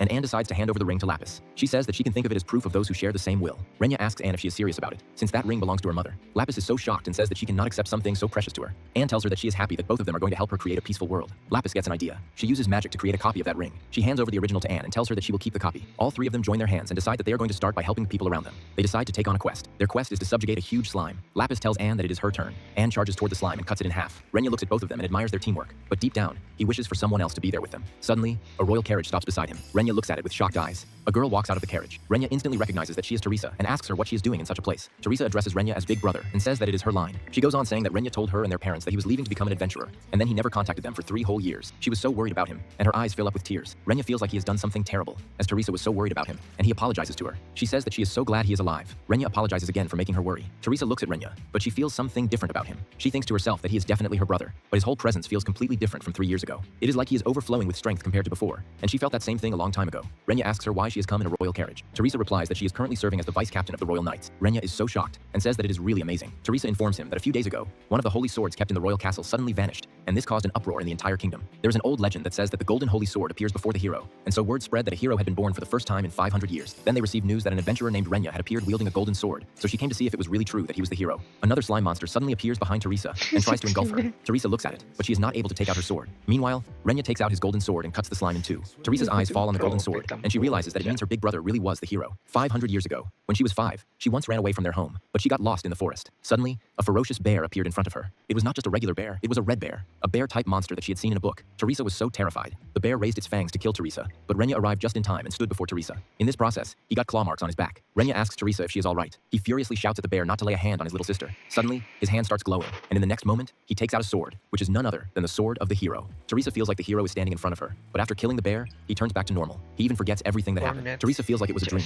but her brother, whose greatest strength is his kindness and courage, is the one and only hero to her. After killing the slime, Renya asks Teresa if she is all right. Teresa looks at him and says that he was the hero all along. Renya apologizes to her for not being able to come home, and the reason he never contacted them was because he did not want them to see his pathetic version, and he was not trying to hide his power. Another lady steps out of the carriage and asks both of them if it is all right if she steps in. Renya is so shocked to see her in that place, as she is none other than the princess. Teresa instantly apologizes to her for not attending to her. The princess tells her that it is completely fine. Then she tells Renya that since he is wielding the golden sword, that means he is the hero. She introduces herself as Princess Charlotte of the Kingdom of Virgilia. Renya asks Charlotte why she came to him. Charlotte informs him that the king has requested to invite the hero to the castle. Renya is so shocked to know that the king wants to see him. Charlotte also says that the king wishes to hold a reception to celebrate the birth of the new hero, and his entire party is welcome to join this reception. Renya thinks for a moment. He feels like he should be careful, since Anne is also with them. He tells the princess that he is really honored by the offer, but he should discuss this with his companions. Charlotte agrees to him and tells him that she will inform the king according to his decision. She also assures him that they will do their best to welcome them. Lapis asks Renya what is going on. Renya asks Lapis where Anne is. Lapis replies that she is still hunting slimes. Just then, her eyes fall on the princess. The princess also looks at her, but she is so shocked to see her and asks if she is the great sage who was in the portrait hanging on the wall of the castle. Lapis then notices Charlotte's dress and asks her if she is the princess of Virgilia. Charlotte agrees, and then tells her that it has been passed down through generations that the great sage entered a magical slumber through a sealing spell, and it looks like she has finally awakened. Then Then Charlotte tells them that the birth of the hero and the awakening of the great sage cannot be a mere coincidence, and that there are also rumors that a new demon king is about to be born. Renya is so shocked and asks if it is really true. She agrees with him. She says that the temple of the evil god that gave birth to the demon king was destroyed, and ever since then, the demons have grown more active and the monsters have become more violent. Renya wonders if this is the work of the demons who hated humans. She also tells him that they have been overwhelmed dealing with monster incidents all across the kingdom, and they are currently investigating who is behind it, but they do not have enough people at the moment. Renya tells her that in that case, they are really happy to help them. He wishes that Sophia was also with them at such a time. Then Princess Charlotte informs him that Lady Sophia rests in slumber within the Grand Cathedral of the Holy Kingdom, just like the sage. Renya is so shocked to hear this and asks the princess if Sophia is alive. Charlotte agrees and tells him that it has been passed down through generations. He looks at Lapis and asks her if she knew that. Lapis tries to avoid eye contact with him, as she already knew that. Then she tells him that she had finally woken up thinking that she would get Renya all to herself, but then she found out that Anne had already beaten her, and she did not want any more rivals. Both Teresa and Princess Charlotte are so shocked to hear these words from Lapis. Renya feels so confused and wonders what he should do about her. Then he asks Charlotte where the church is. He says that once they have gathered all their companions, they will come to the royal castle. He requests her to give them some more time. They head to the Holy Kingdom to acquire Sophia. Renya looks around and says that this is the headquarters of the clergy where Sophia is said to be sleeping. The entire nation feels like it is wrapped in a sacred atmosphere. He looks at Anne and asks her if she is all right, since she belongs to the demon race and she is in such a holy place. Anne replies that it seems like it does not have any kind of effect on her. Lapis also says that Angelica is really a good girl, and she also approves of her, so she should be fine. Then their eyes fall on a huge statue of Sophia, and they also notice that so many people are praying to the statue. Renya says that it looks like everyone has so much faith in Sophia. After the battle against the Demon King, Sophia became someone that they worship. They finally enter the Grand Cathedral where Sophia is sleeping. Charlotte arranged everything for them, so they got inside the cathedral without much trouble. In the middle of the cathedral, there is a transparent coffin. They walk to the coffin and find out that Sophia is resting inside the coffin. She was completely unrecognizable. Renya looks at Sophia's body and wonders if that really is Sophia. Lapis tells him that she is Sophia. He cannot believe that she has grown up this much. Renya also looks at Sophia and says that she is a really beautiful person. Lapis tells Renya that this seal can be undone with Arc Light, the golden sword of the hero. Renya summons Arc Light and says that he has kept her waiting for so long. Then he touches the coffin with his sword. The coffin instantly breaks down. Sophia slowly opens her eyes. When she opens her eyes fall on Renya. She is so shocked to see him in front of her. Renya says that he is now back. Her eyes fill up with tears. She suddenly hugs him so tightly and welcomes him back. Her grip is so strong that it starts hurting Renya. Sophia gets away from him and instantly apologizes. Lapis asks Sophia what she thinks she was doing. Renya wonders if Sophia was always this strong, even though she is a saintess. Lapis tells Sophia that when it comes to Renya, she always loses sight of her surroundings, and she definitely was not like this in the past. Sophia tells Lapis that she was also going to sleep, but it seems like she woke up before her. Suddenly, a thought hits her mind. She asks Lapis if they did something terrible in her absence. Renya tells Sophia to not think about such things. Then he tells her that it looks like she has changed a lot, and she has become an adult worthy of the title of saintess. Sophia thanks him for his words and tells him that she continued training after the Demon King subdivision, and later she was granted the title of High Saintess. She believed that Renya would be resurrected, and so she also sealed herself with High Saintess skills. Renya tells her that he is really happy to see her again. Then Sophia's eyes fall on Anne, and suddenly she gets a terrible feeling, as if the Demon King is standing among them. She instantly charges toward Anne and throws a punch at her, but Renya interrupts her and grabs her fist. He tells her to stop such behavior. Even Renya feels Sophia's raw strength. Sophia asks Renya to move aside, as she can feel that the Demon King is right in front of her. She says that she does not know why the Demon King is in that form, but she knows that her eyes cannot be deceived. Renya tells Sophia that there is a reason for Anne to be among them. He goes on to say everything that has happened until now. Sophia tells them that there is also a possibility that they are being manipulated by that girl. Lapis tells Sophia that she truly understands how Sophia feels, and she also thought the same thing, but there is no way the great sage could be easily manipulated. Sophia agrees to their story, but then she looks at Anne and tells her that there is no way she will trust the daughter of the Demon King. Anne tells Sophia that she is completely fine with it and she is accountable for the unforgivable actions of her father. Renya tells them that they should end this conversation and discuss their objective. He tells them that they have obtained information that a new Demon King might be born, and if that happens, then it would become a major threat to the entire kingdom. So he wants to borrow Sophia's strength. He asks her if she is willing to come with them. Sophia replies with a happy tone that she is delighted to go with them, and she went into that deep sleep so that she could again be with him. She also knows that they must stop the birth of the new Demon King. Renya thanks Sophia and tells her that he is counting on her support. Then he tells her that there is one more thing he is curious about. He says that she has become much stronger than before, and she also gained so much muscle strength. Sophia feels a bit embarrassed. Lapis tells Renya that he really does not know how to talk to a girl. But then Sophia tells them that when Renya died while protecting her, she felt like if she had more strength, then Renya would not have had to die. Renya tells Sophia that he was able to make it that far because Sophia watched over him, and what happened to him was the result of his own foolishness. There is no way it is her fault. Still, Sophia says that something might have changed if she was stronger, and the strength she has now is something that she acquired by training under a certain martial artist that she accidentally met. The training was extremely harsh for her, but because of that effort, she became a little stronger. Then Renya thinks to himself that she became more than just a little stronger. Suddenly, an old man walks to Sophia and tells her that it is an honor for him to meet her. Sophia asks the old man who he is. The old man replies that he serves as the archbishop of the church, and his name is Johann. He also apologizes for the suddenness, but says that there is something that he must tell her. Suddenly, all of them feel a demonic presence in the church, other than Anne, and Renya asks Johann what that was. Johann tells them that it seems like they are too late. He explains to them that a demon called vampire is sealed in the church. Renya asks him what he means. He says that the presence from earlier must have been when the vampire woke up. Renya asks why this demon is sealed in the church. Johann goes on explaining that it happened right after Lady Sophia went to sleep. After the Demon King was defeated by the hero, some demons went on a rampage in various places, and chaos continued in several countries. It was during that time that this vampire came to the land. Their ancestors fought to repel it, but without Lady Sophia, they did not have the strength to defeat the demon, and so they decided to use the holy saintess Lady Sophia as a seal to seal that vampire in this land. Renya apologizes to them for doing as he pleased. Sophia tells Renya it is not his fault, and it is her responsibility for abandoning her duty for selfish reasons. Then she says that they just have to defeat that vampire. Lapis confidently says that it will definitely be a piece of cake for them, but then Johann tells them that roughly 20 vampires were sealed. Lapis starts regretting her words. But then Johann tells them that they cannot move actively in the daytime, but it seems like it is already evening and it will be night in an hour. Then Renya looks at Sophia, and he suggests that she is considering herself as the reason for this. He tells her that she should not blame herself, since they are a party. Renya tells them that they should split into 4 groups and capture the vampires. Sophia agrees with him, but then she says that the enemy is greater in numbers, and there is not much time until sunset. Renya tells her that this is the reason they will split up and strike them down and instantly rush to capture those vampires. Anne says that Renya is really fired up. Then he tells Sophia and Lapis that they should head forward too. Meanwhile, somewhere in the kingdom of Hemp, a vampire is standing on top of a building. He says that they have kept him trapped in a place like this for centuries, but now it is time for him to enjoy some human blood. Renya tells Sophia that the vampires should still be hiding in the shadows, so they shall search the alleys first. Renya uses magic detection to locate those vampires. He finds one of them with a strong magical presence, and then there are 3 weak ones. He instantly rushes to that location. When he arrives there, he finds a vampire biting the neck of a lady, while 3 other ladies are standing there like zombies. He looks at all of them and realizes that the magical presence he sensed earlier was from those humans. He recalls that a vampire's blood-sucking is primarily a feeding act, but it also has another effect, and it turns the victim into its puppet. As time passes, those turned into puppets will become vampires. He realizes that the situation is already so bad, and if he does not hurry, then their numbers will grow beyond control. But since those ladies were just turned into puppets, they can still be restored by killing the vampire. He instantly summons his golden sword, Arc Light. He says that he does not have time to talk this out. On the other hand, Lapis encounters a huge and muscular vampire, but she is not even a bit scared of it. Lapis tells the vampire that seeing it for real, he is really large, and for a moment she thought she was facing an orc. She creates a small flame on her finger and says that she will finish him in just 1 blow. She snaps her finger, and then the small flame turns into a huge tornado of flames that burns the vampire to ashes. After killing it, Lapis says that her magic power has recovered a lot. She moves forward to hunt down other vampires. Meanwhile, Sophia has already killed many vampires. Then she wonders how everyone else is doing. She also uses magic to look for other vampires. She finds Renya and Lapis fighting against weak vampires. Then she also locates Anne. But in front of Anne there is a vampire with an extremely strong magical presence. Sophia starts having a bad feeling about this.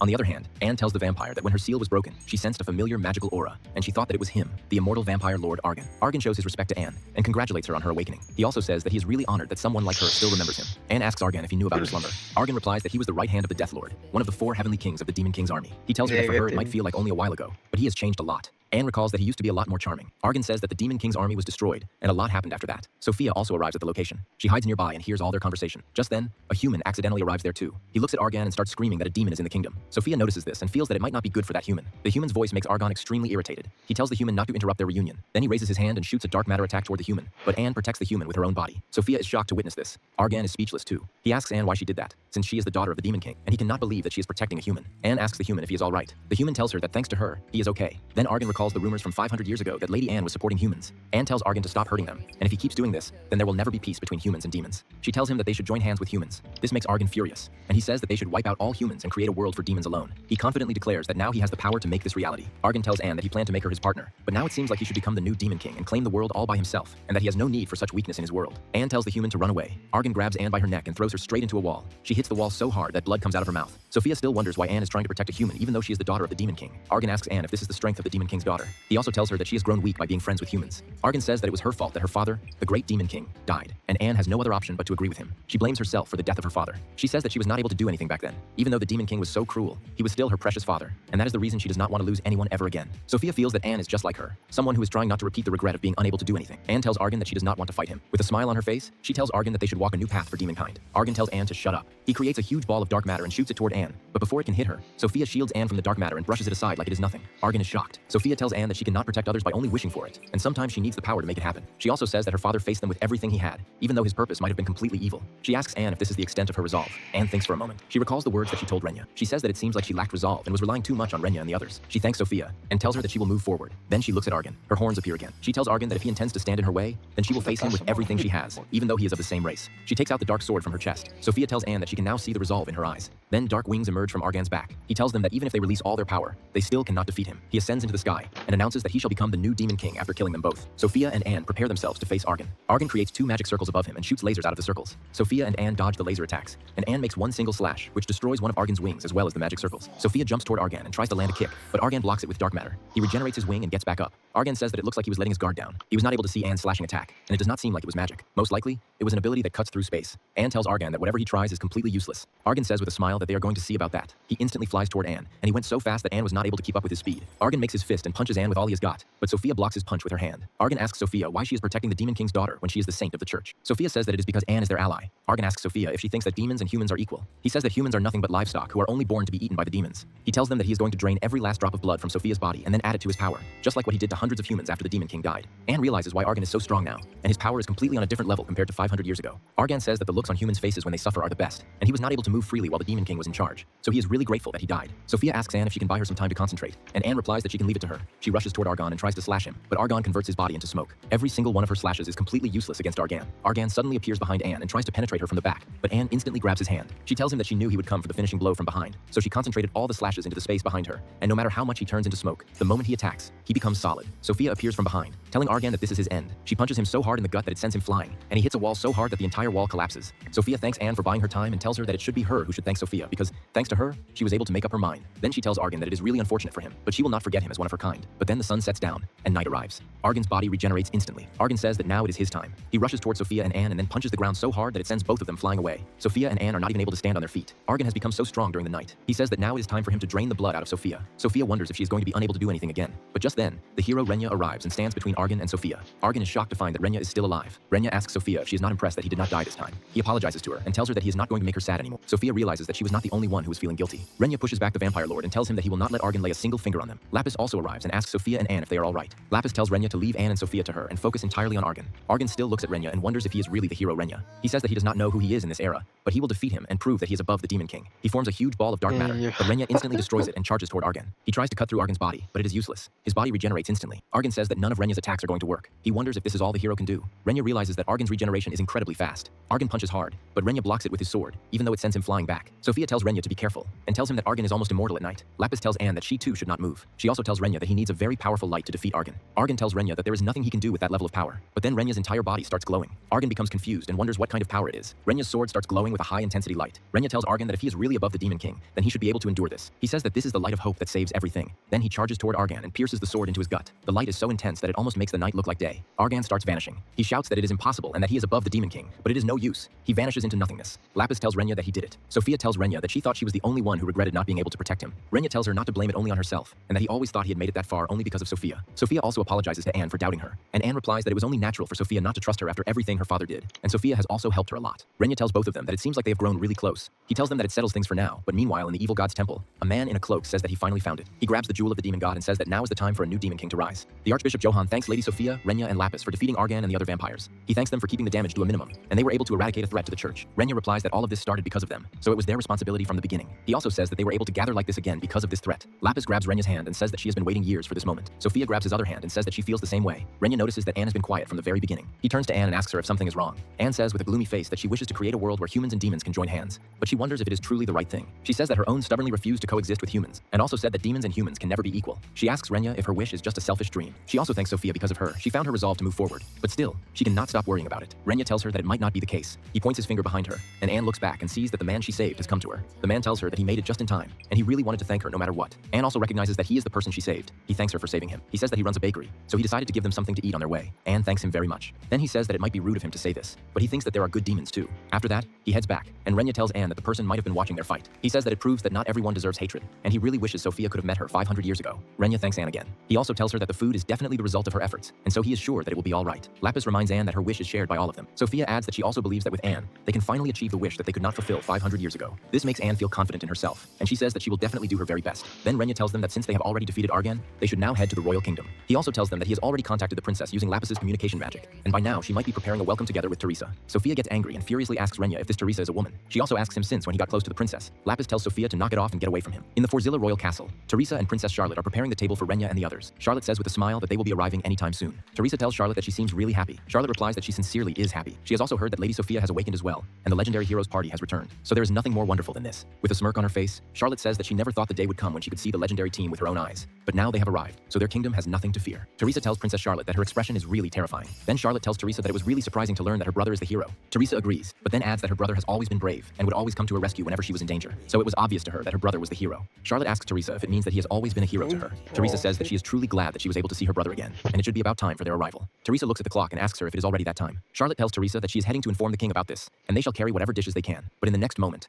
a teleportation magic circle appears on the ground. Teresa instantly grabs her sword and tells Princess Charlotte to get back. A man appears in front of them. He says that it seems like he is steered a bit away from the throne room. Teresa asks him who he is. The man removes his cloak. Princess Charlotte instantly recognizes him as Emperor Garcia. Garcia tells Charlotte that it has been a while since they last met, and it looks like she has grown a lot. Then he looks at Teresa and asks her if she is the one they call the Pillar of the Night Order, and the one who bears the Sword Saint title. Garcia tells Teresa that she is really young to be the Sword Saint. Teresa gets a feeling that Garcia is really strong, just like her brother. Charlotte asks Garcia what he is doing alone in her empire. Garcia tells Charlotte that it seems like she is so naive. The demon god's jewel scroll appears in his hand. He tells them that the King of Annihilation has entered their land, and that only means one thing, which is that he has appeared to conquer the country. Garcia presses the demon god's jewel into his chest. Lightning strikes from above, and when the dust settles down, Garcia has grown long nails and horns. His body has become more muscular, and his eyes have turned black. Teresa looks at him and cannot believe that he has turned into a demon. Garcia tells them not to compare him to such inferior beings. He says that now he possesses power far beyond even the Demon King. Charlotte asks him what he wants to do with such power. He replies that he already gave them an answer, that he will conquer this country and then rule over the entire continent. Charlotte asks him why he wants to do such a thing. Garcia says that she is speaking too much for someone who is about to die in the next moment. He rushes toward her with a punch. Teresa grabs Princess Charlotte and moves her aside. Garcia looks at Teresa and acknowledges her reaction time and says that she is really worthy of the title Sword Saint. Teresa asks Princess Charlotte to escape. She can feel an overwhelming and sinister aura coming from Garcia. She feels like if she lets her guard down even for a second, then she will lose consciousness. Garcia says that he will test his power on Teresa. Teresa realizes that she might not be able to dodge his next attack, and there is no way she can block those punches, which only leaves her with one option, striking with all she has. She charges toward Garcia and tries to pierce her sword into his neck, but Garcia stops her strike with just 2 fingers, then suddenly snaps Teresa's sword and tells her that she is really slow. He grabs Teresa by her hair and then smashes her onto the ground. He says that he really had so much expectation from her, but it looks like this is all she can do. Princess Charlotte shouts Teresa's name, but then suddenly, something pierces her,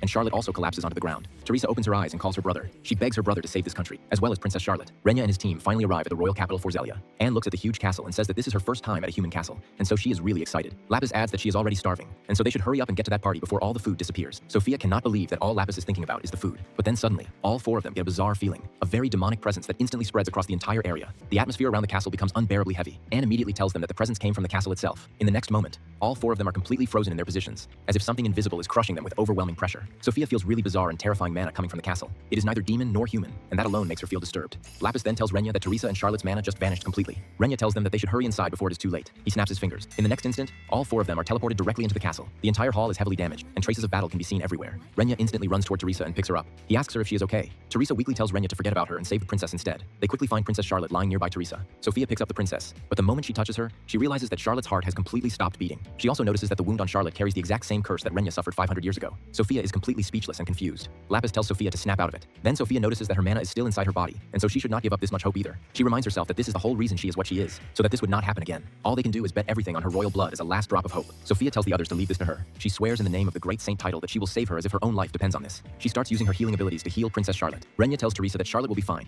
and they all have so much confidence in Sophia. Then he asks her what happened in their absence. Teresa tells them that the Emperor of Severus, Garcia, is trying to take over this country, and Charlotte was not able to do anything against him even though she is the Sword Saint and leader of the Night Order. Teresa begs Renya to save the king as well as this entire country from Garcia. Lapis informs Renya that the mana they felt before is now moving upward towards the throne room. Sophia tells all of them to leave Teresa and Charlotte to her and go to the king at once. Anne also nods in agreement. Renya pats Sophia and Teresa's shoulder and tells them that he can handle this. Renya, Anne, and Lapis head to the upper floor. Meanwhile, in the throne room, Garcia has confronted King Alexei. King Alexei looks at Garcia's form and tells him that he finally fell so hard that he chose to become a demon. Garcia tells Alexei that Alexei as well as his daughter still do not understand anything, but he will send him to join her soon. Alexei is so shocked that he asks him to repeat himself. Garcia grabs Alexei by his neck, and Lapis and Renya also arrive at the throne room. Renya instantly charges at him with his arc light, but Garcia stops it with just one hand, and Anne appears from behind and goes for his other arm. She cuts down his hand, and Lapis grabs the king and flies away. Garcia tells them that they really have some good tricks up their sleeve. He pushes back Renya, and Renya collides with Anne. Both of them fall on the ground. Garcia touches the ground with his hand and shouts that he will not let them escape. An invisible barrier forms around the room, making it impossible for Lapis and the king to get out. Lapis also forms a barrier around herself and King Alexei. King Alexei notices the holy sword arc light in the hand of Renya, and suddenly his heart starts aching. Lapis hears that her shield is not able to block the effect of Garcia's barrier, and this barrier feeds on the life force of whoever is inside it. She shouts Renya's name. Renya replies that he knows about it. He knows that if they do not break this barrier fast, then the king will die. Garcia asks Renya if he is the newly born hero. He looks at Anne and asks her if she is the demon. Alexei is so shocked to find out that the hero Renya is friends with a demon. Garcia tells Anne that going for his arm was a mistake. His arm instantly regenerates. He jumps at Anne, shouting that she will not get that chance again. Garcia tries to punch Anne, but Renya blocks his punch. Garcia tells Renya that it looks like he is stronger than the Sword Saint. Renya tells Garcia that he is also human, and he does not understand why he is doing such things. Garcia tells Renya that in that case, he will enlighten him. He goes on saying that he is doing all this to end all conflict that has continued since ancient times, and he will bring true peace to this world. Renya asks him again what he just said. Garcia says that 500 years ago, the Demon King fell to the hero,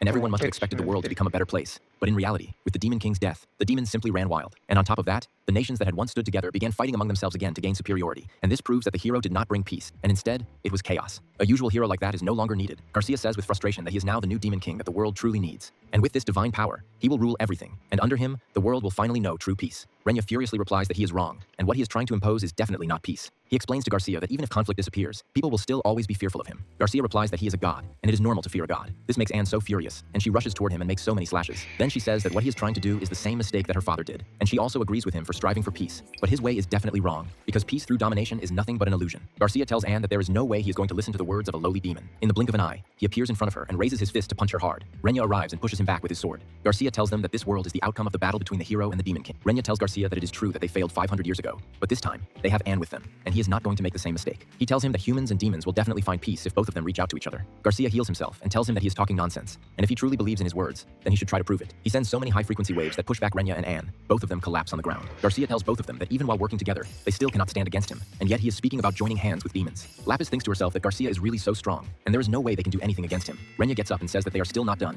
and they cannot stop there. Garcia tells both of them that the power difference between them is so high, and so they should just give up for the sake of their dignity. Renya says that there are so many people they care about, and they have precious people to protect too. He adds that they cannot let him take all of that away. Both of them get up, and together they shout that they will never give up. The rings in their hands suddenly start glowing. Renya and Anne look at their rings with confused eyes.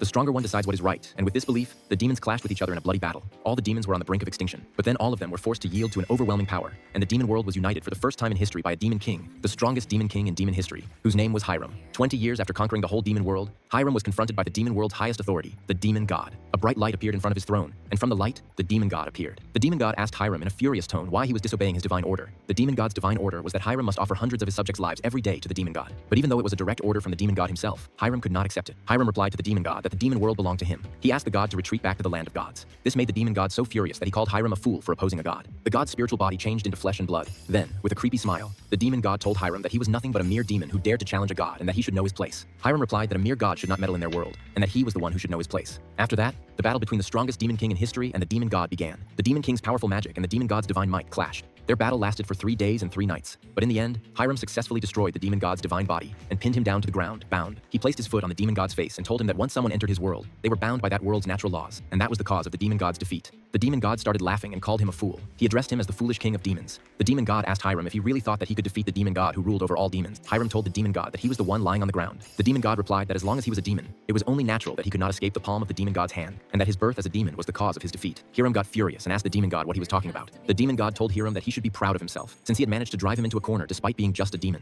Then the demon god whispered the word die, and the demon king Hiram's body started crumbling on its own. The demon god got up on his feet and told him that he was really impressed that a living creature of the demon world had driven him to use his divine punishment. Hiram asked him what he meant by divine punishment. The demon god told him that he did not mean it in a non-literal way, and that he had power over life and death for the demons under his rule. Hiram's body completely broke down and vanished into thin air. After that, the demon god also ascended towards the sky. Just after a while, a little demon girl walked to Hiram's leftover clothes. She picked them up with tears in her eyes. Many years passed since the demise of the demon king Hiram. Somewhere on a remote island, which was a month's walk from the demon king's castle, there lay a white stone in a pitch-black room. The stone is in the shape of a dodecahedron, and on its faces, ancient characters are engraved. The white stone began to glow faintly, and then suddenly, the stone began to automatically create magic circles. From within those magic circles, a lone child was born, a baby boy. The baby boy says in a baby-like voice that the reincarnation was a success. Before Hiram's defeat in the battle with the demon god, he developed a reincarnation technique. He had every intention of winning, but his opponent was a god, so he took into account the very rare possibility that he would lose. The only things that can be inherited during reincarnation are one's mind and soul, and things closely linked with the mind, such as one's magic circuitry, which means that after reincarnation, his body is brand new, as is the brain that rules over his thoughts. This can lead to extreme confusion until his mind and soul have taken root in his new body and brain. He realizes that if he stays in this new baby A powerful voice echoes through the city streets. A new era begins now. An angry crowd roars its approval below. They scream for the execution of the summoner, Rema Karia. A shadowy figure silences them with a single declaration. The execution will proceed. The condemned man, Rema, lowers his head. His life begins to flash before his eyes. He remembers being just a boy, caught in a rockslide that ripped him from his world and threw him into another, a place of magic where he discovered his rare talent for summoning. For 3 long years he fought beside his beasts. His only goal was to defeat the Demon King and finally go home. He forged unbreakable bonds with incredible creatures, powerful companions who trusted him with their lives. And together, with sword held high, they did it. He saved the world. The king himself praised his heroism, presenting him with a medal of honor as the entire court looked on with admiration. The people celebrated his name in the streets, cheering for the hero who walked beside the young prince, finally feeling like he belonged. He recalls the simple joys, like a little girl offering him a snack, a small kindness that meant the world. He remembers true happiness, a crown of flowers on his head, and a genuine smile on his face. But that warmth is gone now. His eyes are cold, filled with a grim understanding. He kneels, bound in heavy chains. The people who once celebrated him now watch as he is about to be executed. He looks at their fearful faces and understands. They are terrified of a power great enough to defeat a demon king, and he knows it's a miracle they let him live this long. The king, whose hand once held his medal, turns his back on him now, bidding a cold and final farewell to Sir Rime. In these last moments, his thoughts are not for himself. He only thinks of his summoned beasts. He feels their magical bonds straining, and he desperately hopes they won't grow to hate this world for its betrayal. The cold steel of the executioner's blade nears. He is drowning in regret, wondering if another path could have saved him. A vision of his first companion fills his mind. There are so many things he wishes he could say, so many apologies and thanks left unspoken. The blade touches his neck. He has only a moment left for his final words. Through their bond, he sends them one last thought. He is so sorry for being so weak in the end. Tears stream down his face as he cries out for them. The cold blade falls. His life ends in betrayal. A sharp, dark line cuts through the world. He opens his eyes to a strange, clean ceiling. An IV drip stands nearby. Is this what comes after? Lying in a warm, comfortable bed, he can't help but think that the afterlife is much cozier than he ever imagined it would be. He slowly takes in his surroundings. This is a hospital room. He wonders impossibly if he has returned to his own world. He forces himself to sit up, his mind spinning with a dizzying, impossible question. Was that entire 3-year war, all those friends and battles, nothing more than a dream? A sudden jolt of energy courses through him. His eyes fly open in shock. He doubles over, clutching his chest as a familiar yet alien power surges within him. Staring at his own hands, he asks himself what in the world is happening. Dark, crackling energy envelops his skin. He recognizes it instantly. A curse. He grits his teeth, focusing his will just as he did in the other world. He calls upon his power to heal himself. A brilliant light explodes from his body, filling the quiet hospital room with a blinding, magical glow. The light fades, and he looks down. His hands are clean, the dark energy completely gone. Sweat drips from his brow as relief washes over him. It worked. His magic worked. He stares at the faint magical particles still dancing on his palms. If his magic is real, then everything else was too. He sits in stunned silence, trying to process this impossible new reality. Another thought pierces through the confusion. If he's really back, how much time has passed? He whips his head around, his eyes desperately searching for any clue. He looks out the window and freezes. He sees a modern city, but a magical tower stands beside the skyscrapers, and dragons are flying through the air. He stares at the impossible structure, a piece of a fantasy world dropped into his own. A real dragon soars right past his window, its scales glinting in the sun. A nurse rushes down the hall shouting his name, but Rayma doesn't even hear her. While the staff panics, he slips out of his room, his mind reeling from the impossible sight outside. Later, he sits in an office, watching his own medical scans flash across a screen. The doctor is in disbelief, explaining that his injuries were so severe that not even the strongest S-rank adventurers could have healed them. He learns that he was in a rockslide 5 months ago, an accident he has no memory of. Modern magic barely kept him alive, but he was left in a coma. He now realizes he made a mistake by healing himself. His miraculous recovery is a medical impossibility. The doctors have come to the only logical conclusion. He has amnesia. Suddenly, the office door bursts open. A man and a woman rush in, his parents, their faces etched with relief and worry. They cry his name, asking if the amnesia is true, and telling him the accident was not his fault. Seeing their pain, he makes a split-second decision. He must pretend. He apologizes to his father, explaining that while he knows they are his parents, he can't remember anything else. His father quickly reassures him that it's okay, his eyes filled with nothing but love. His mother wraps him in a tight hug, her tears of relief soaking his shoulder as she tells him all that matters is that he's alive. In the car on the way home, he looks out at the city of dragons and towers. This is not the Japan he left behind. His father explains how the world has changed, how brave adventurers now protect society by conquering dungeons. Rima can feel it now. Even the car runs on magical energy. A popular new trend has emerged, dungeon streaming, where adventurers broadcast their battles for the world to see. On the car's screen, an adventurer fights a giant monster, a glimpse into this world's new form of entertainment. Suddenly, Rima leans forward, his eyes wide with alarm. His dad asks him what's wrong. He can only point out the window, a shaky finger extended in shock. His gaze is locked on something outside, his face a mask of intense focus. He feels a powerful magical signature from a winged creature diving toward the highway. The creature, a massive griffin, slams into a truck just ahead of them. Pure instinct takes over. He screams for his parents to get down. The truck spins out of control, barreling straight towards their car. They are trapped. There's no time to escape the collision. Without a second thought, he throws his hand forward, his old training taking over. A glowing, hexagonal shield of pure energy materializes, stopping the truck just inches from impact. His parents look up, bewildered and unharmed. Rima quickly asks if they are okay as they shakily nod. He looks out the window, his expression grim. The griffin stands in the middle of the chaos. His father panics, wondering where the adventurers are. His dad screams at him, telling him they need to get out and run for their lives. Rima knows this beast. In his old world, it would take a whole team of knights to defeat it. He sees the absolute terror on his mother's face. He could end this now, but he hesitates. The memory of his execution flashes in his mind. He was killed for being too powerful. Maybe running away is the right choice. The safest path is to act normal, to hide what he can do. But then he sees her, a small child, crying and alone in the path of the monster. His hesitation evaporates. His hand is already on the door. His feet hit the asphalt. He bursts from the car, a blur of motion as he sprints toward the child. His father screams his name, calling him a fool for running towards the danger. He snatches the girl from the ground an instant before the griffin's massive claws strike. Holding the child, he faces the beast. He is close enough to counterattack, but for a split second the angry faces from his execution flood his mind, and fear paralyzes him. His father's panicked shouts of his name echo from the car. Rima's eyes narrow, his fear turning to resolve. He sees his mother's face, streaked with tears, and his heart breaks. His expression hardens with grim determination. He will not make her worry like this ever again. The griffin's talons slash down, aiming to kill, but a massive wolf of pure light erupts from a summoning circle, catching the claw in its powerful jaws. He feels the familiar, comforting magic of his most loyal companion. Luna, he says, relieved. He apologizes for calling her so suddenly, but just as he feels in control, he senses a new, powerful magic nearby. A young woman with long, pale hair appears, her hand outstretched as she casts a spell. The griffin is instantly encased in a tomb of jagged, magical ice. The crowd erupts in cheers, shouting for the ice princess who has saved them. The immediate threat is gone. He quietly tells Luna to hide herself again. With a shimmer of light, his loyal wolf vanishes from sight. The ice princess turns to him, calmly asking if he and the child are all right. Rayma just stares, his eyes wide with disbelief. He knows her. Her calm facade shatters as she recognizes him too. She whispers his name, completely shocked. His father shouts her name, Ayane. At the same moment, Rayma breathes her name in disbelief. His father rushes over to thank her, but Ayane can't take her eyes off Rayma, saying it was the natural thing to do. She adds that she's glad everyone is safe, her voice filled with unspoken questions. He knows her name is Yukisaki Ayane, his childhood friend. She looks older now, but it's definitely her. His father tries to explain his condition, but Rayma cuts him off. He has to handle this himself. He looks her in the eye and sticks to his story. He tells her that he has amnesia and doesn't remember who she is. Her face falls, and a look of deep hurt flashes in her eyes. With tears welling, she asks if he is telling the truth. She quickly collects herself, putting on a brave face to reintroduce herself as his neighbor and friend. She smiles kindly, suggesting they celebrate his recovery from the hospital when the time is right. She offers her hand, telling him to contact her anytime, promising to help him with anything he needs. He agrees, promising to get in touch as he says goodbye, his mind reeling from their reunion. That night, back in his quiet neighborhood, he tries to make sense of it all. He sits at his computer, researching this strange new world. 50 years ago, dungeons appeared, and monsters and magic became real. He finds a diary in his room. As he reads, the uneasy feeling he's had grows into a certainty. This is not his home. It's a parallel world, a twisted version of the place he knew. He lets out a bitter laugh. His family is here, his friend is here, but the world itself is a fantasy. A heavy sadness settles over him. He didn't make it back after all. A darker thought emerges. If this is a parallel world, then this body, it belongs to this world's Rima. He shakes his head, pushing the thought away. He calls out to the one companion he knows is near. He asks the empty air if she is in the room with him. A girl with silver hair and fox ears suddenly appears on his bed, surprising him. It's Luna, his first and most loyal summoned beast, here in her humanoid form, explaining she was just doing a safety check. She looks at him with hopeful eyes, asking if she deserves a reward for being so patient. He asks what she wants. She simply replies, "Pet me." He's confused by the sudden request but agrees, wondering why she's being so needy after just a few hours. Her expression turns sad as she explains it's because now, finally, she can be with the real master again. He understands. He sits on the bed and gently tells her it's okay. He places his hand on her head, softly stroking her hair. Tears of relief stream down her face. He asks her why she is crying. But then, his own emotions overwhelm him, and he finds himself crying too,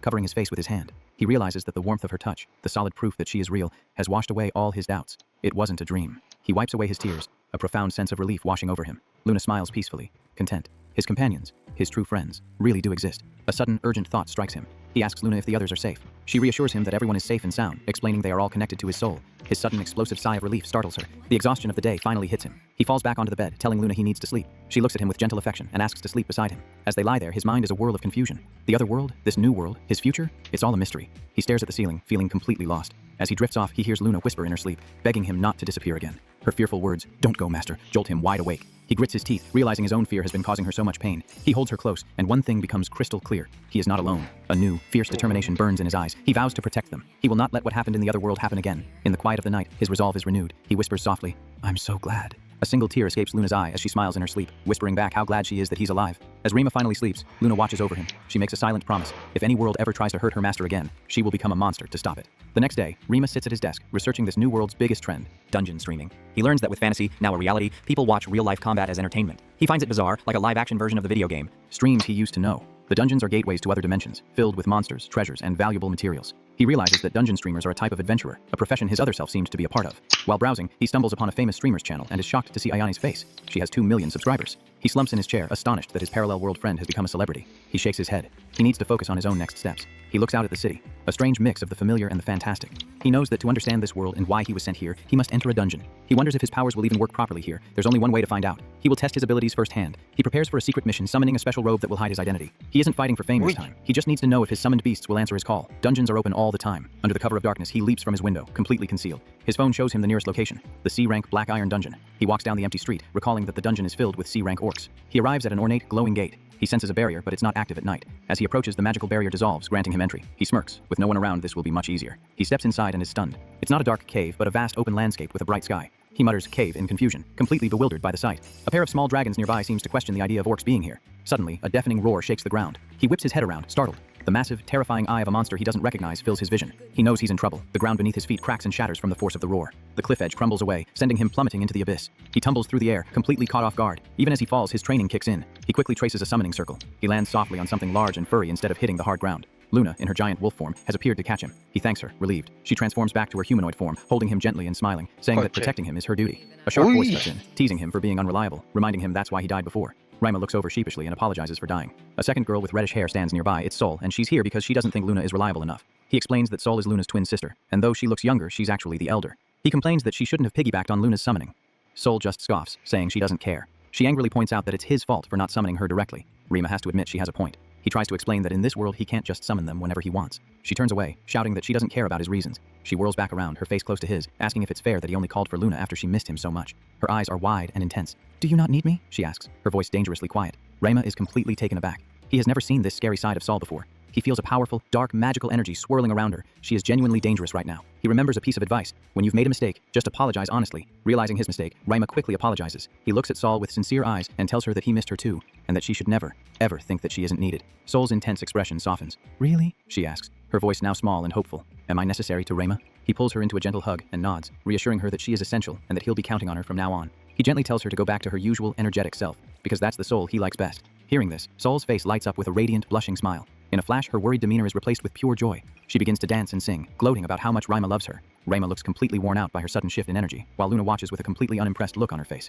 Still beaming, Saul asks if he will pet her head later as a reward. Her happy aura is so bright that the dark, menacing energy from before has completely vanished, but her celebration is cut short. Her eyes narrow as she hears the dragons below growling impatiently. "Shut!" she begins to say. She glares down at the creatures, declaring that these measly lizards dared to interrupt her important conversation with her master. For such an offense, she declares, the only sentence is death. A wide, competitive grin spreads across her face as she turns to her sister. She proposes a hunting contest. Luna calmly agrees, raising the stakes by adding that the winner gets their master all to themselves for a whole day. Rima tries to step in, reminding them it's just a test and they should be careful, but they are already lost in their rivalry. "I won't give him up, even if you cry!" Sol shouts. Rima sighs, realizing they're not listening. The two sisters stand shoulder to shoulder at the edge of the woods, poised and ready for battle. Rima can only watch from behind as they prepare to start their competition. With a fierce glint in her eye, Sol shouts, "Let the competition begin!" Luna's eye mirrors the same fiery determination as she silently accepts the challenge. In an instant, they both leap into action, unleashing their power against a swarm of wyverns that fill the forest. Luna moves with blinding speed, her powerful kick sending a wyvern crashing through the trees. Sol is just as ferocious, a wide, terrifying grin on her face as she tears through the monsters. A one-sided slaughter had begun. From a safe distance, Rima watches the chaos unfold, holding his head in his hands as he yells for them not to overdo it.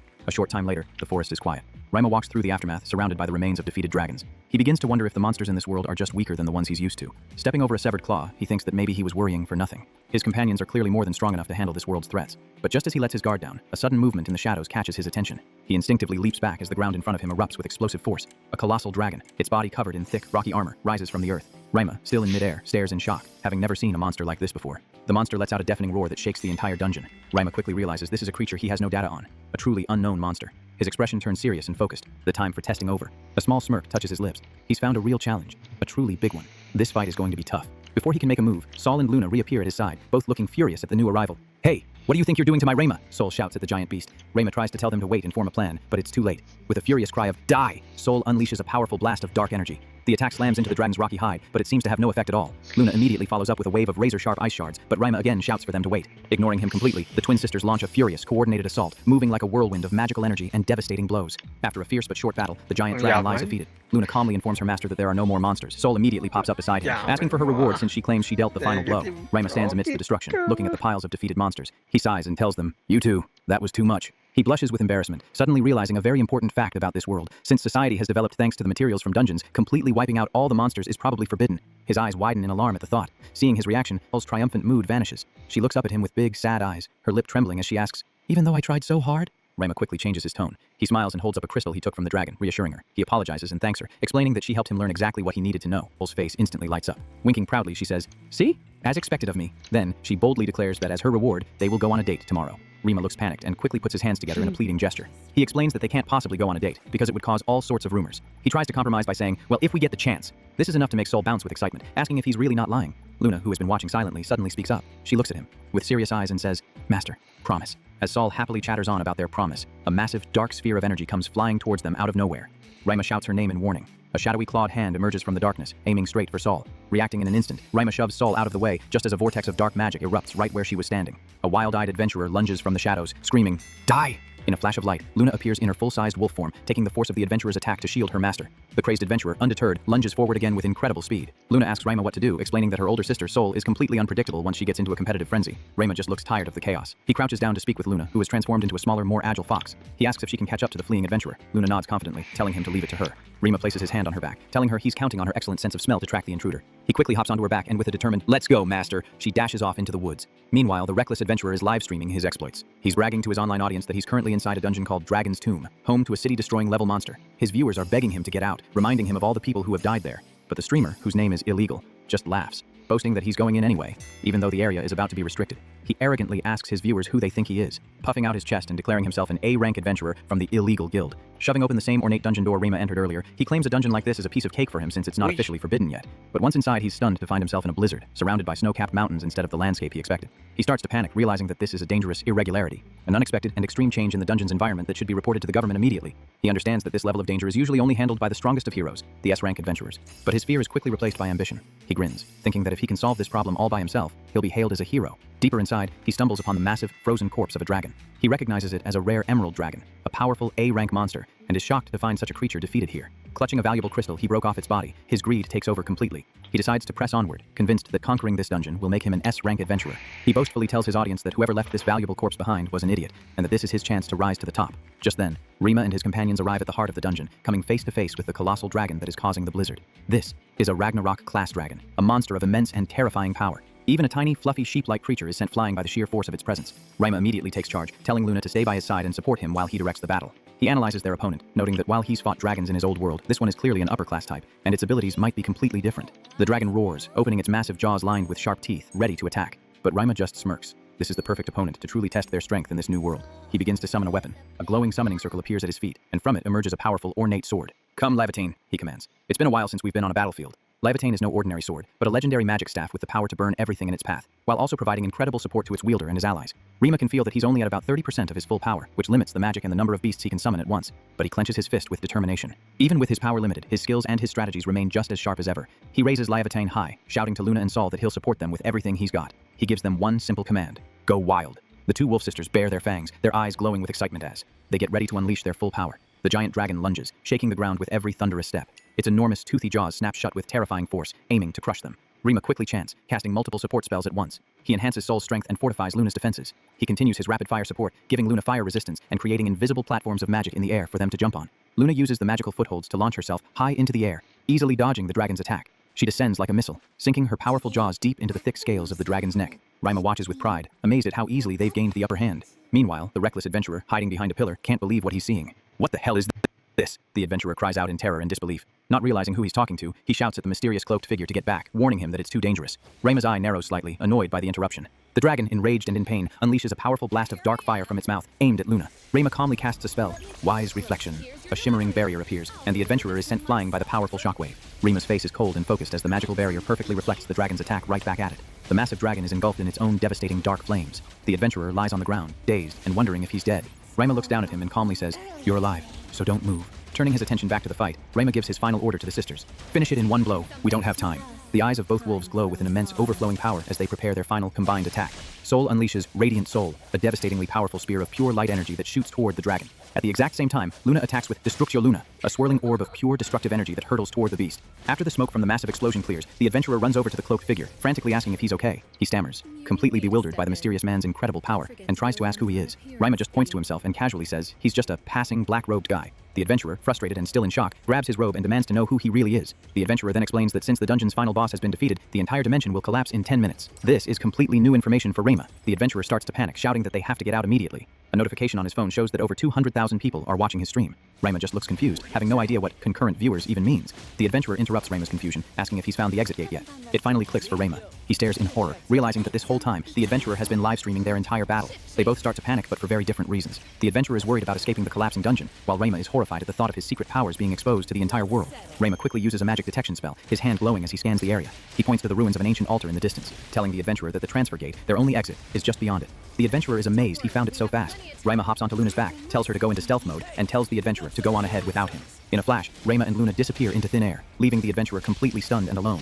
Snapping out of his shock, the adventurer turns and runs for his life towards the altar. Elsewhere in the collapsing dungeon, Rima and Luna race through the crumbling landscape. Luna spots their own exit, the main entrance they came in through. Just as the adventurer bursts out of the transfer gate, he shouts, "Mission complete!" only to find himself face to face with a massive crowd of reporters and government officials. Unseen in the crowd, Rima stands perfectly still, hidden by his stealth magic. He nervously pulls his hood tighter, hoping his recognition-inhibiting robe is still working as intended. He glances over and sees Ayane standing nearby with another girl. Their gazes pass right through him as if he isn't there. He breathes a quiet sigh of relief. He's truly invisible. Deciding it's time to leave, Rima turns to go home. Luna, perched on his shoulder in her small fox form, gently reminds him that he's walking in the wrong direction. Finally, back in the safety of his bedroom, Rima collapses onto his bed, utterly exhausted from the day's unbelievable events. His thoughts drift to the reckless but ultimately harmless dungeon streamer he encountered. He closes his eyes, genuinely hoping the guy managed to escape the dungeon safely. As he drifts off to sleep, his phone slips from his grasp and clatters silently to the floor. The phone screen lights up, displaying the current news trends. The #1 topic, seen by millions, is the mysterious, black-robed summoner who conquered the dragon's tomb. The next morning, sunlight streams into Rima's peaceful neighborhood as birds chirp outside his window. The morning news is playing on the television in the dining room, the top story still being the events of the previous night. Rima sits at the dining table, trying to have a normal breakfast with his parents, pretending nothing out of the ordinary happened. After breakfast, as he's getting ready for school, his mother asks him to come to the front door for a moment. He walks over to the intercom, wondering who could possibly be visiting so early in the morning. He looks at the screen and is surprised to see Ayane, dressed in her school uniform, smiling and waving at the camera. Good morning, Ayane, he says into the intercom, a bit confused. She cheerfully replies that since they go to the same school, they should walk together. He hesitates, then politely declines, explaining that it would be too awkward to walk with someone he supposedly doesn't remember. Deep down, he also feels it's best to keep his distance from the famous ice princess to avoid drawing attention to himself. Ayane's smile doesn't waver. She cleverly points out, come to think of it, since you have amnesia, do you even know where the school is, Rema? He freezes. A memory of him getting lost on his way to the dungeon, which was only a 3-minute walk away, flashes in his mind. He quickly tries to cover for his terrible sense of directions, insisting that he looked up the route. Ayane gives him a playful, knowing smirk, as if she can see right through his lie. He looks away, flustered, realizing he's been caught. A few moments later, they are walking to school together across a quiet neighborhood bridge. Ayane smiles happily, saying it's been a long time since they've walked to school together like this. Rema finds himself smiling too, agreeing that it feels nice. Ayane suddenly remembers something important. She tells Rema that the guildmaster wants to see him once he's settled. Rema is surprised, realizing that his parallel self was a member of an adventurer's guild. She explains that the Rema of this world actually had no magical power at first and couldn't become an adventurer, but he worked incredibly hard and earned a special recommendation, which allowed them to become adventurers together. She smiles, explaining that the guildmaster was a huge help to him, a benefactor who made his dream possible. Rema understands her unusually cheerful mood. From her perspective, he has miraculously recovered from a state that was close to death, and she's overjoyed to have him back. Curious to learn more about the person whose life he now leads, he asks her, "Hey Ayane, what was I like before the accident?" Ayane thinks for a moment, then starts listing off his supposed traits. Clumsy, a dungeon otaku, terrible with directions, a bit weird and dumb, and he would sulk when he was in a bad mood. Rema looks horrified, asking if she's just teasing him. She shakes her head with a completely serious expression, confirming she's not.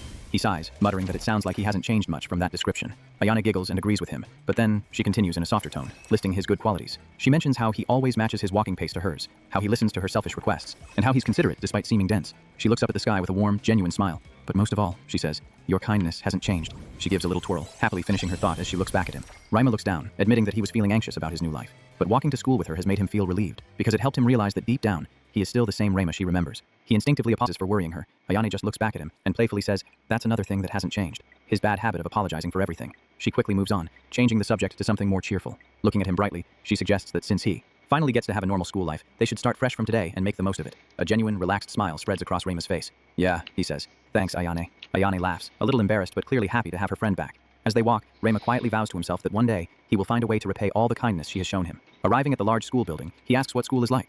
Ayane simply replies, it's fun, which makes him look forward to the day ahead. He takes a deep breath, ready to begin his school life all over again. His first stop before class is a meeting in the principal's office. The principal, a friendly and energetic man named Yuji Kazama, smiles warmly and says he's grateful that Rema has decided to return to their school, Make You High. Rema scratches his head in confusion, asking why the school would let him enroll so late in the year, especially after he was unconscious for so long. The principal practically leaps out of his chair in surprise at the question. He exclaims that of course they would welcome back the great genius, Rema Kariya. He explains that the original Rema, despite having no magic of his own, used his brilliant mind and deep knowledge of dungeons to create a whole new and revolutionary theory of support for adventurers. He leans forward, his expression full of admiration, saying that even with amnesia, the school should be thanking him for agreeing to return. Rema can only stare, completely dumbfounded by this revelation about his other self. The principal goes on, revealing that Rema was not only the top student admitted to the support department, but he was also Ayane's exclusive supporter since middle school, the strategic genius who helped elevate her all the way to S rank. As a teacher leads him down the hallway to his new class, Rema realizes the immense weight of the expectations on him. He's been using amnesia as an excuse, but he understands he has a lot of work to do to live up to the legacy of the person whose body he now inhabits. They arrive at his new classroom, support department, class 1-1. The teacher asks him to introduce himself. He looks out at a classroom full of curious students, his eyes landing on a girl with glasses and short hair sitting in the front row. He takes a nervous breath, feeling the pressure of all the eyes on him. He introduces himself as Rema Kariya and politely asks his new classmates to help him fit in, given his unusual midterm enrollment. He finishes with a polite bow to the class, saying, nice to meet you all. The teacher enthusiastically decides to use the rest of the period for a Q&A session. Rema panics, knowing he can't answer anything. Internally, Rema is screaming. He has amnesia. He can't answer any personal questions. But before he can protest, a voice from the back of the class calls out, yo! Long time no see! Best friend! The student jokes about Rema's shocked expression, comparing him to a panda who's had its bamboo stolen. Rema recognizes that familiar teasing voice. He looks up to see a boy with a bandana and a wide, friendly grin waving at him. It's Amaga's Shiki, his best friend since the 5th grade. With his usual blunt but helpful attitude, Shiki decides to take charge and lead the Q&A session for her. A girl's hand immediately shoots up into the air. The very first question isn't about his genius support theory or the accident, but something far more personal. What's your relationship with Ayane? Rema starts sweating, completely caught off guard. He was expecting questions about his support skills, not his love life. The entire class buzzes with excitement. Everyone wants to know if the genius adventurer and her genius supporter, a famous duo since their middle school days, are actually dating. Overwhelmed by the questions, Rema quickly clarifies that he and Ayane are just childhood friends, probably. Seeing the class settle down a bit, he thinks he gave the right, safe answer. Then, another hand goes up. A girl with a friendly smile asks, Rema, did you watch the Black Robe video? The classroom erupts again with excitement. Of course he watched it. They all did. They start praising the mysterious summoner's amazing movements and his perfect timing in supporting his beasts. Rema mentally facepalms, realizing with dawning horror that the video of his secret dungeon mission has become required viewing, research material, for his entire class. He laughs nervously, trying to play it cool and blend in. Right, yeah, the summoned beasts were super beautiful and amazing, he says, agreeing with anything to change the subject. He makes a mental note to immediately block the term Black Robe on all his social media. Accounts to avoid any more awkward situations. After the exhausting Q&A session finally ends, Rema collapses onto his desk. Shiki walks over and greets his best friend. With a cheerful grin, Shiki invites him to grab lunch together, since they finally have some free time. Later, sitting on the school rooftop, Shiki's cheerful demeanor fades. He asks Rayma seriously if something happened to him, saying that he's noticed a change in him since he woke up.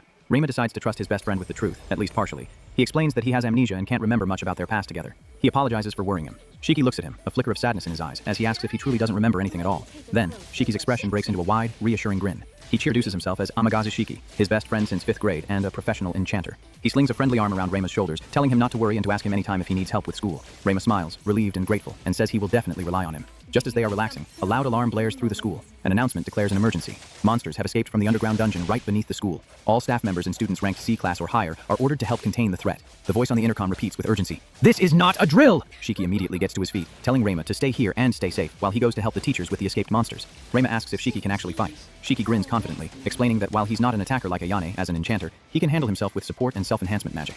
He notices Rayma's pale, worried face and asks if he's okay. Rayma just pauses, thinking to himself that this Shiki, an enchanter who can fight, is also different from the friend he remembers from his original magicless world. Shiki tells him to just wait there, reminding him that he doesn't have a weapon and has only just gotten out of the hospital. He says that lower rank students are evacuating to the rooftop, so Rayma should go with them if he's unsure of what to do. Rayma agrees, telling Shiki not to push himself too hard. Shiki just grins over his shoulder and says, "I won't die." With a confident leap, Shiki vaults over the rooftop railing, boasting that he's not so weak that a few of Meikyu's low-level monsters could beat him. Rayma watches his best friend leap into action, a small, worried sigh escaping his lips as he mutters, "Seriously?" Rayma stands on the rooftop, hearing the panicked chatter of students evacuating in the hallways below. He overhears them talking about the monster outbreak.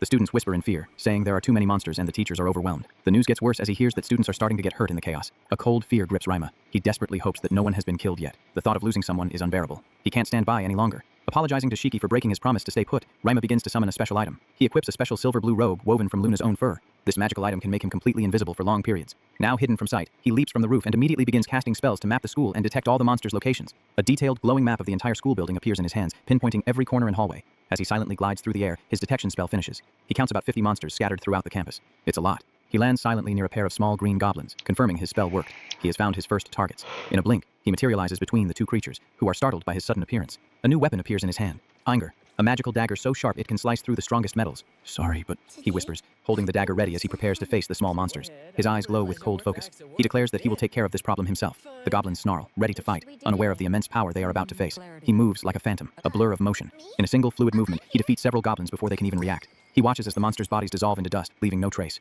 He thinks to himself that it's best to erase all evidence of his involvement. With a wave of his dagger, the last remaining particles vanish. "Next is," he says, already moving on. As he continues his hunt, he notices something strange. The monsters aren't clustered together as if they broke out from one spot. They are spread out across the school in a way that seems unnatural for a simple dungeon break. He holds the head of a defeated orc, a disturbing thought crossing his mind. It feels as if someone deliberately placed these monsters in different locations. A jolt of understanding hits him, and his eyes widen in alarm. He looks up towards the rooftop and sees a massive, glowing magic circle in the sky. He recognizes it instantly. Transfer magic. This wasn't a dungeon break. Someone summoned these monsters here. Knowing the real danger is on the roof where the students are evacuating, he casts enhancement spells on himself, preparing to run. On the rooftop, a giant ogre has appeared, cornering the terrified students. Someone cries out for them to hold on until help arrives. Rayma leaps up the side of the school building, his mind racing. He knows he can't use his powerful beasts, Luna and Sol, since their appearances were exposed on the live stream. Using a simple dagger wouldn't be enough to defeat an ogre, and large-scale magic could accidentally hurt the students. He needs a different solution. As he lands silently on the rooftop railing, he begins a new summoning. He has another companion, one perfect for this delicate situation. A beautiful, elegant woman with elf-like ears and a flower in her dark hair materializes from the summoning circle. Rayma looks at his summoned beast and says, "I'm counting on you." The students gasp in awe as the mysterious being, Lycoris, floats gracefully above them.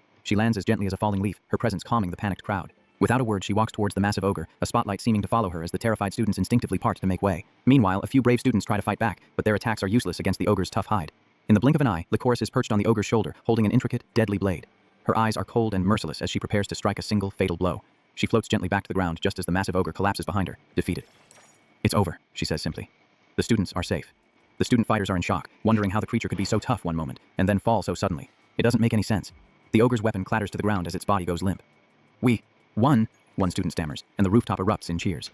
Rayma, still hidden in his robe, thinks now he just needs to slip away unnoticed. One of the students cheers, filled with pride at what he believes was a victory achieved by their own schoolmates. But suddenly, Rayma feels a dizzy spell, his hand trembling. He wonders if he's suffering from magic exhaustion. He quietly dismisses Lycoris, telling her to return for now. The world goes dark as he collapses. When he opens his eyes again, he finds himself lying in a bed in the school's infirmary, wondering how he collapsed. He checks his condition. He has a fever, but strangely his magic levels are full. He's confused about what happened. "I'm here," a soft voice answers. He asks her if she's okay. Lycoris appears beside his bed. She is an Archidra, a rare and powerful species of Hydra. He asks if she was the one who diagnosed his condition, and she simply nods in agreement. He recalls experiencing this once before, in the other world. It's a wisdom fever, a common side effect when one's magical abilities grow and settle. Lycoris explains that it's just his soul finishing its adaptation to his new body, which should make magic easier to control. But Rayma finds this strange, since he's been using magic just fine. He sits in silence for a moment, processing her words. She sits on the edge of his bed, her quiet, steady presence feeling surprisingly comforting to him. She looks at him with worried eyes and holds out her hand, softly asking if he would hold it. He takes her hand, and she looks at him with a vulnerable expression, asking him if he's going to die on them again. She tells him to promise, to let her feel his warmth so she knows he's real and won't disappear. Looking into her pleading eyes, he holds her hand firmly and says, "I promise." She lets out a small sound of relief. Her mind flashes back to that terrible moment in the other world when he died. A dark memory surfaces. In her grief and rage, she had been ready to destroy the world that took him from her. But he was the one who had given her a reason to live, teaching a creature of death about warmth and connection. She silently renews her vow to protect him with everything she has. The door opens, and Shiki and Ayane enter, calling his name. Lycoris holds his hand tighter, thinking that she will never lose him again. Rayma quickly sits up and calls out to his friends, while quietly telling Lycoris to hide. She nods, promising to stay hidden until he is home safely, and vanishes out the open window. His friends rush to his side, full of worry. Rayma, wiping away tears he didn't realize were falling, tries to reassure them, saying he just needs to accept things as they are now. Shiki playfully hits his back while Ayane scolds him, both of them clearly relieved but also frustrated that he made them worry so much.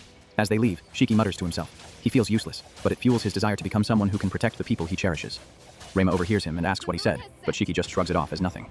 Later, back in Rayma's room, Lycoris' own resolve hardens. Her expression is dark and determined. She will be the one to eliminate any threat to her master, no matter what it takes. A few days later, Shiki and some classmates are in a cafe, planning for a school trip to a dungeon. A girl in his group notices he's distracted, looking at his phone. He's scrolling through a popular forum for adventurers. She teases him for being obsessed, but he claims it's legitimate research for their upcoming trip. Another classmate complains that the forums are always about the same S-rank heroes, listing off famous names like Ayane and other powerful adventurers. But then, one of them finds some exciting news. Their own school is hosting a special dungeon stream led by first years. She gasps in shock as she reads who will be participating. It's an all-star lineup. Ice Princess Ayane will be joined by two other famous S-rank adventurers, the Samurai Swordmaster Kagura and the dragon-transforming Kaiser Dragonia.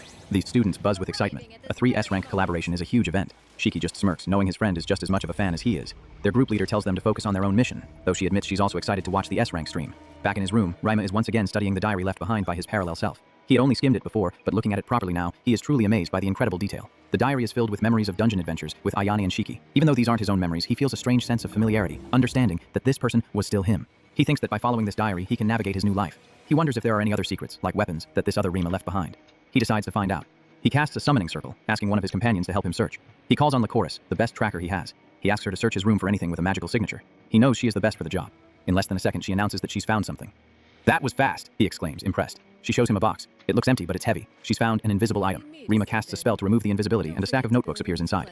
He reads the first page, which is full of his younger self's complaints about having no magic and how much he hates studying. But the tone quickly shifts to one of fierce determination. The young Rima vows to become the strongest supporter through pure knowledge and effort, and our Rima can't help but notice the familiar habit of boasting.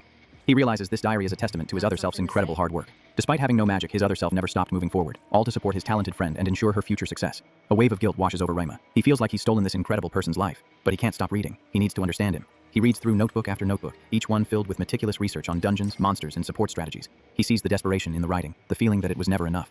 The young Rima felt he was holding Ayane back, that he wasn't good enough to help her reach her full potential. He saw the pain and the doubt, but also the unbreakable resolve to simply work harder. He pushed himself relentlessly so that one day he could be proud of the supporter he had become. Finally, Rima reaches the last page. It's an entry filled with hope. Their team was finally challenging the S-rank trial. All of his sacrifices were about to pay off. Rima closes the last notebook, his expression serious, and turns to Lycoris. He tells her his new resolve. No matter what happens, he has to find a way to return to his own world. His eyes burn with conviction. He believes that somewhere in the unknown depths of the dungeons, a way to return this body to the original Rima must exist. He clenches his fist. He must do this in secret. To reveal the truth would be to disrespect all the effort his other self poured into this life. He thinks of the boy in the diary, a true hero who always put others first. He compares that selfless hero to himself, a warrior who only knew how to fight and kill. He looks at Lycoris asking if she truly believes he can succeed. "Absolutely," she replies with unwavering confidence. With her support, his resolve is unbreakable. "I'll return it," he promises. His path is clear now. He decides to head to a dungeon immediately to begin his training. He now has 2 missions to accomplish in this strange new world. An image of his 3 most loyal companions, Lycoris, Saul, and Luna, fills his mind. He clenches his fist, his eyes burning with resolve. He will protect them all, and he will return this body to the original Rayma. He travels deep into the familiar Black Iron dungeon, seeking out a secluded area to begin his training in earnest. Lycoris appears beside him and asks what his plan is. He explains that he needs to test his current limits. He asks her to watch over him, and she agrees, reminding him not to be reckless. He gives her a confident grin, telling her to jump in if he gets into any real trouble. He consults the knowledge from the diary. He knows that in this type of dungeon, monsters will spawn continuously, and they will get stronger the deeper he goes. He also recalls a key difference. Monsters here drop magic stones that power technology, unlike the weapons and items he was used to. He and Lycoris stand ready in a vast empty cavern, waiting for the first wave. Sure enough, a monster materializes from the ground. Before them, a giant silverback gorilla. Rayma calmly summons a plain, ordinary longsword, nothing special. He readies his sword, recalling what the diary said about this monster. Its main characteristic is its long, powerful arms. The gorilla beats its chest and roars, confirming the diary's notes. Its fighting style is based on wide, sweeping attacks that are powerful but predictable. This creates an obvious weakness. It's defenseless against anyone who can close the distance and get past its long reach. He thinks about his own combat style. Until now, he's always relied on overwhelming power, not skill or technique. But he doesn't know if that will work here. For knowledge and technique, he must rely on the research of his other self.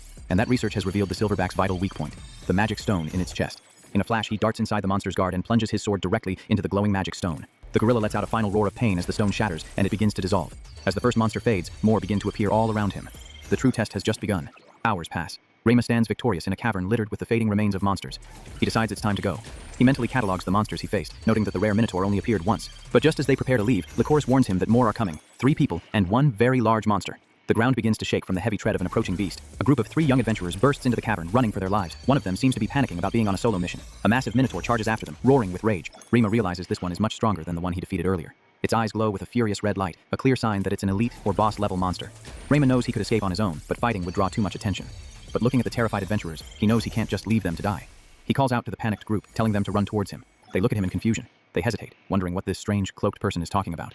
He notices their streaming device isn't on. Since he isn't being recorded, he has more options. He tells them to leave it to him. He steps in front of them, his body crackling with immense power. "Come," he commands, summoning a massive, ornate scythe, a gift from Lycoris, specialized for instant kills. The Minotaur roars and charges, its horns aimed straight for him. Rayma easily sidesteps the clumsy attack, flowing around the beast like water. He grips the massive scythe, ready to end the fight. In one graceful, powerful swing, the scythe slices cleanly through the monster's neck. The Minotaur's head flies from its shoulders. The body glows, then begins to dissolve into nothing. He rests the scythe on his shoulder, the Minotaur's severed head at his feet.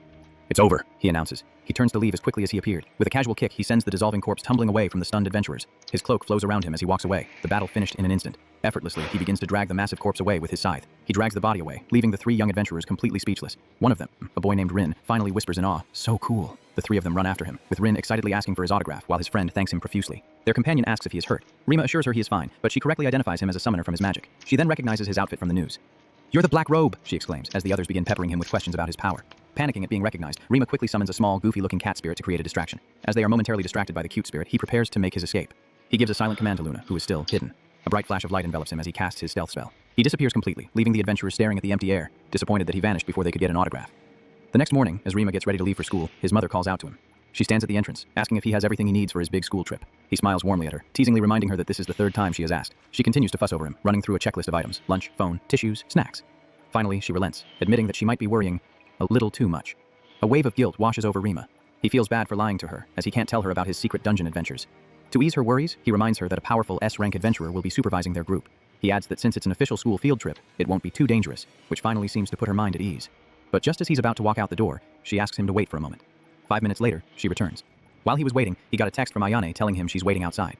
She apologizes for the wait and says she was trying to decide on the right time to give him something. She opens a case to reveal a pair of intricately designed revolvers, telling him to take them as a good luck charm. Rayma recognizes the weapons from the diary. They are his other self's custom-made equipment. He understands now that his parents had been keeping them safe for him while he was in the hospital. He carefully places the guns in his bag. Thanks to the diary, he knows exactly how to use them. But he feels a heavy weight of responsibility, questioning if he has the right to wield the weapons his other self worked so hard to create. His mother's warm smile breaks through his thoughts. She tells him to do his best and, most importantly, not to get hurt again. He gives her a reassuring smile and promises he won't overdo it and will come home safely. The students arrive at their destination, a C-rank dungeon called the Beast's Den. A cheerful classmate holding a staff, Yugiri Asahi, greets him, saying she's excited to work with him. Rayma smiles back, though he seems a bit distracted by the other students. He notices that all the other students are crowded around the 2 visiting S-rank adventurers, Kagura and Kaiser, completely ignoring him and Ayane. Kaiser points out that Ayane is standing all by herself, and Kagura speculates that something must have happened between her and Rayma. A terrifying aura surrounds Ayane as she glares daggers at Kaiser, muttering a strange new nickname for him: Childhood Friend-Stealing Dragon. Kaiser is completely baffled by this and turns to Kagura for an explanation. But Ayane just puts on an innocent face, happily eating a sandwich and pretending she has no clue what's going on. Rayma is left completely confused by the whole exchange. Just then, Ayane grabs both Rayma and Kagura, saying she wants to introduce them properly. She proudly introduces Rayma as her childhood friend and supporter, making him feel a bit pressured. He politely asks them to take care of him during their short time together. The 2 S-rank adventurers introduce themselves: Kaiser Dragonia and Kana Tsubaki, who goes by Kagura. They both express their excitement to be working with the famous supporter. And so, fate brought them together. This was Rayma's first meeting with the extraordinary people who would become his greatest allies, marking the start of a new, intertwined destiny. After school, Shiki catches up with Kagura and Ayane, explaining he was delayed by a teacher. Kagura greets him formally, showing her polite yet distant nature. Kagura notes Ayane's gloomy mood and asks if she's well enough to face the dungeon boss. Ayane, still fuming about Rayma, insists she's fine. Shiki, ever the concerned friend, worries Ayane might have motion sickness and suggests they watch her carefully. Ayane clenches her fists, her inner thoughts revealing her foul mood is from a Rayma deficiency. She declares she's in perfect condition, ready to fight. The scene shifts to the start of the dungeon stream. A mechanical dragon, one of Kaiser's summons, flies into view as the broadcast begins. Kaiser makes a grand entrance, theatrically welcoming his viewers. The live chat buzzes with greetings, revealing his real name is Tanaka, much to his persona's dismay. Elsewhere, Rayma and Asahi watch the stream. This field trip is a hands-on learning experience where each group will stream their progress. Asahi thinks Kaiser's team is cool, while Rayma feels a sense of familiarity with Kagura. In a surprising twist, Kaiser introduces Rayma and Asahi as his partners for the day, both students from the prestigious support department. The two students look incredibly awkward under the sudden spotlight of a famous S-ranker's stream. Onlookers are surprised, knowing that getting into Maiku's support department is incredibly difficult. Rima politely introduces himself, promising to do his best to support the team for the day, trying to live up to the reputation of his other self. Asahi also introduces himself as an enchanter, specializing in buffs, though he admits he's not good in chaotic fights, showing his earnest personality. Kaiser continues his grandstanding, declaring himself a seeker who commands dragons. The stream chat seems to be amused by his overly dramatic persona. He explains the event. He and Kagura are leading student teams, and viewers can watch the students' perspectives on a separate channel. Kaiser holds up a large crystal, encouraging viewers to find their new favorite adventurer. Rema looks on, confused by the object. Kaiser explains it's a rare transfer stone that will warp them directly to the 15th floor, so they don't steal the spotlight from the other students. Rema remembers from the notebooks that these stones can be extremely valuable. Kaiser tells them to get ready to teleport. Rema crushes the crystal in his fist, activating its magic. In a blinding flash of light, they are whisked away, leaving Rema and Asahi looking startled and disoriented. They arrive in a vast cavern deep within the dungeon. Kaiser explains this is the mid-level area where their target, the Cyclops, resides. He will be the main fighter, but he tells his audience to watch his supporters' movements. Asahi wonders what kind of support Rema will provide with his unusual weapons, and the stream's viewers share her curiosity. Kaiser admits he's also eager to see what Rema's cool-looking guns can do. Rema explains his black revolver, Noir, is loaded with debuff and lightning magic. The white one, Blanc, contains support and fire magic, allowing him to provide flexible aid from up to 40 meters away. He decides it's better to demonstrate, as monsters are approaching. He tells Asahi to prepare buffs for Kaiser. A horde of orcs and winged beasts suddenly swarms them from all sides. Asahi gets ready to cast speed and strength buffs, while Rema announces he will handle the debuffs. He fires a single shot from Noir, aiming to lower the lead monster's defenses. A burst of black energy from the magic bullet envelops the monster. To everyone's shock, the monster's upper body explodes. Kaiser asks in surprise if Rema's weapon can also attack. Rema, sweating nervously, realizes he miscalculated the power output. He awkwardly plays it off, saying it, sort of, can do that. Kaiser is impressed, noting the shot had as much power as his own punch. He asks how much magic Rema used, but Rema deflects, pointing to the now enraged monsters. Rema reflects on his mistake. He's not good with fine control and was trying to use minimal power to maintain his role as a supporter, but he overdid it. The monsters charge, seeking revenge. Rema fires again, this time releasing a cloud of mist that slows the entire group of monsters. He tells Kaiser to charge in, but Kaiser hesitates, unsure if the mist is safe. Rema reassures him the mist will vanish in 2 seconds, but the slowing effect will remain.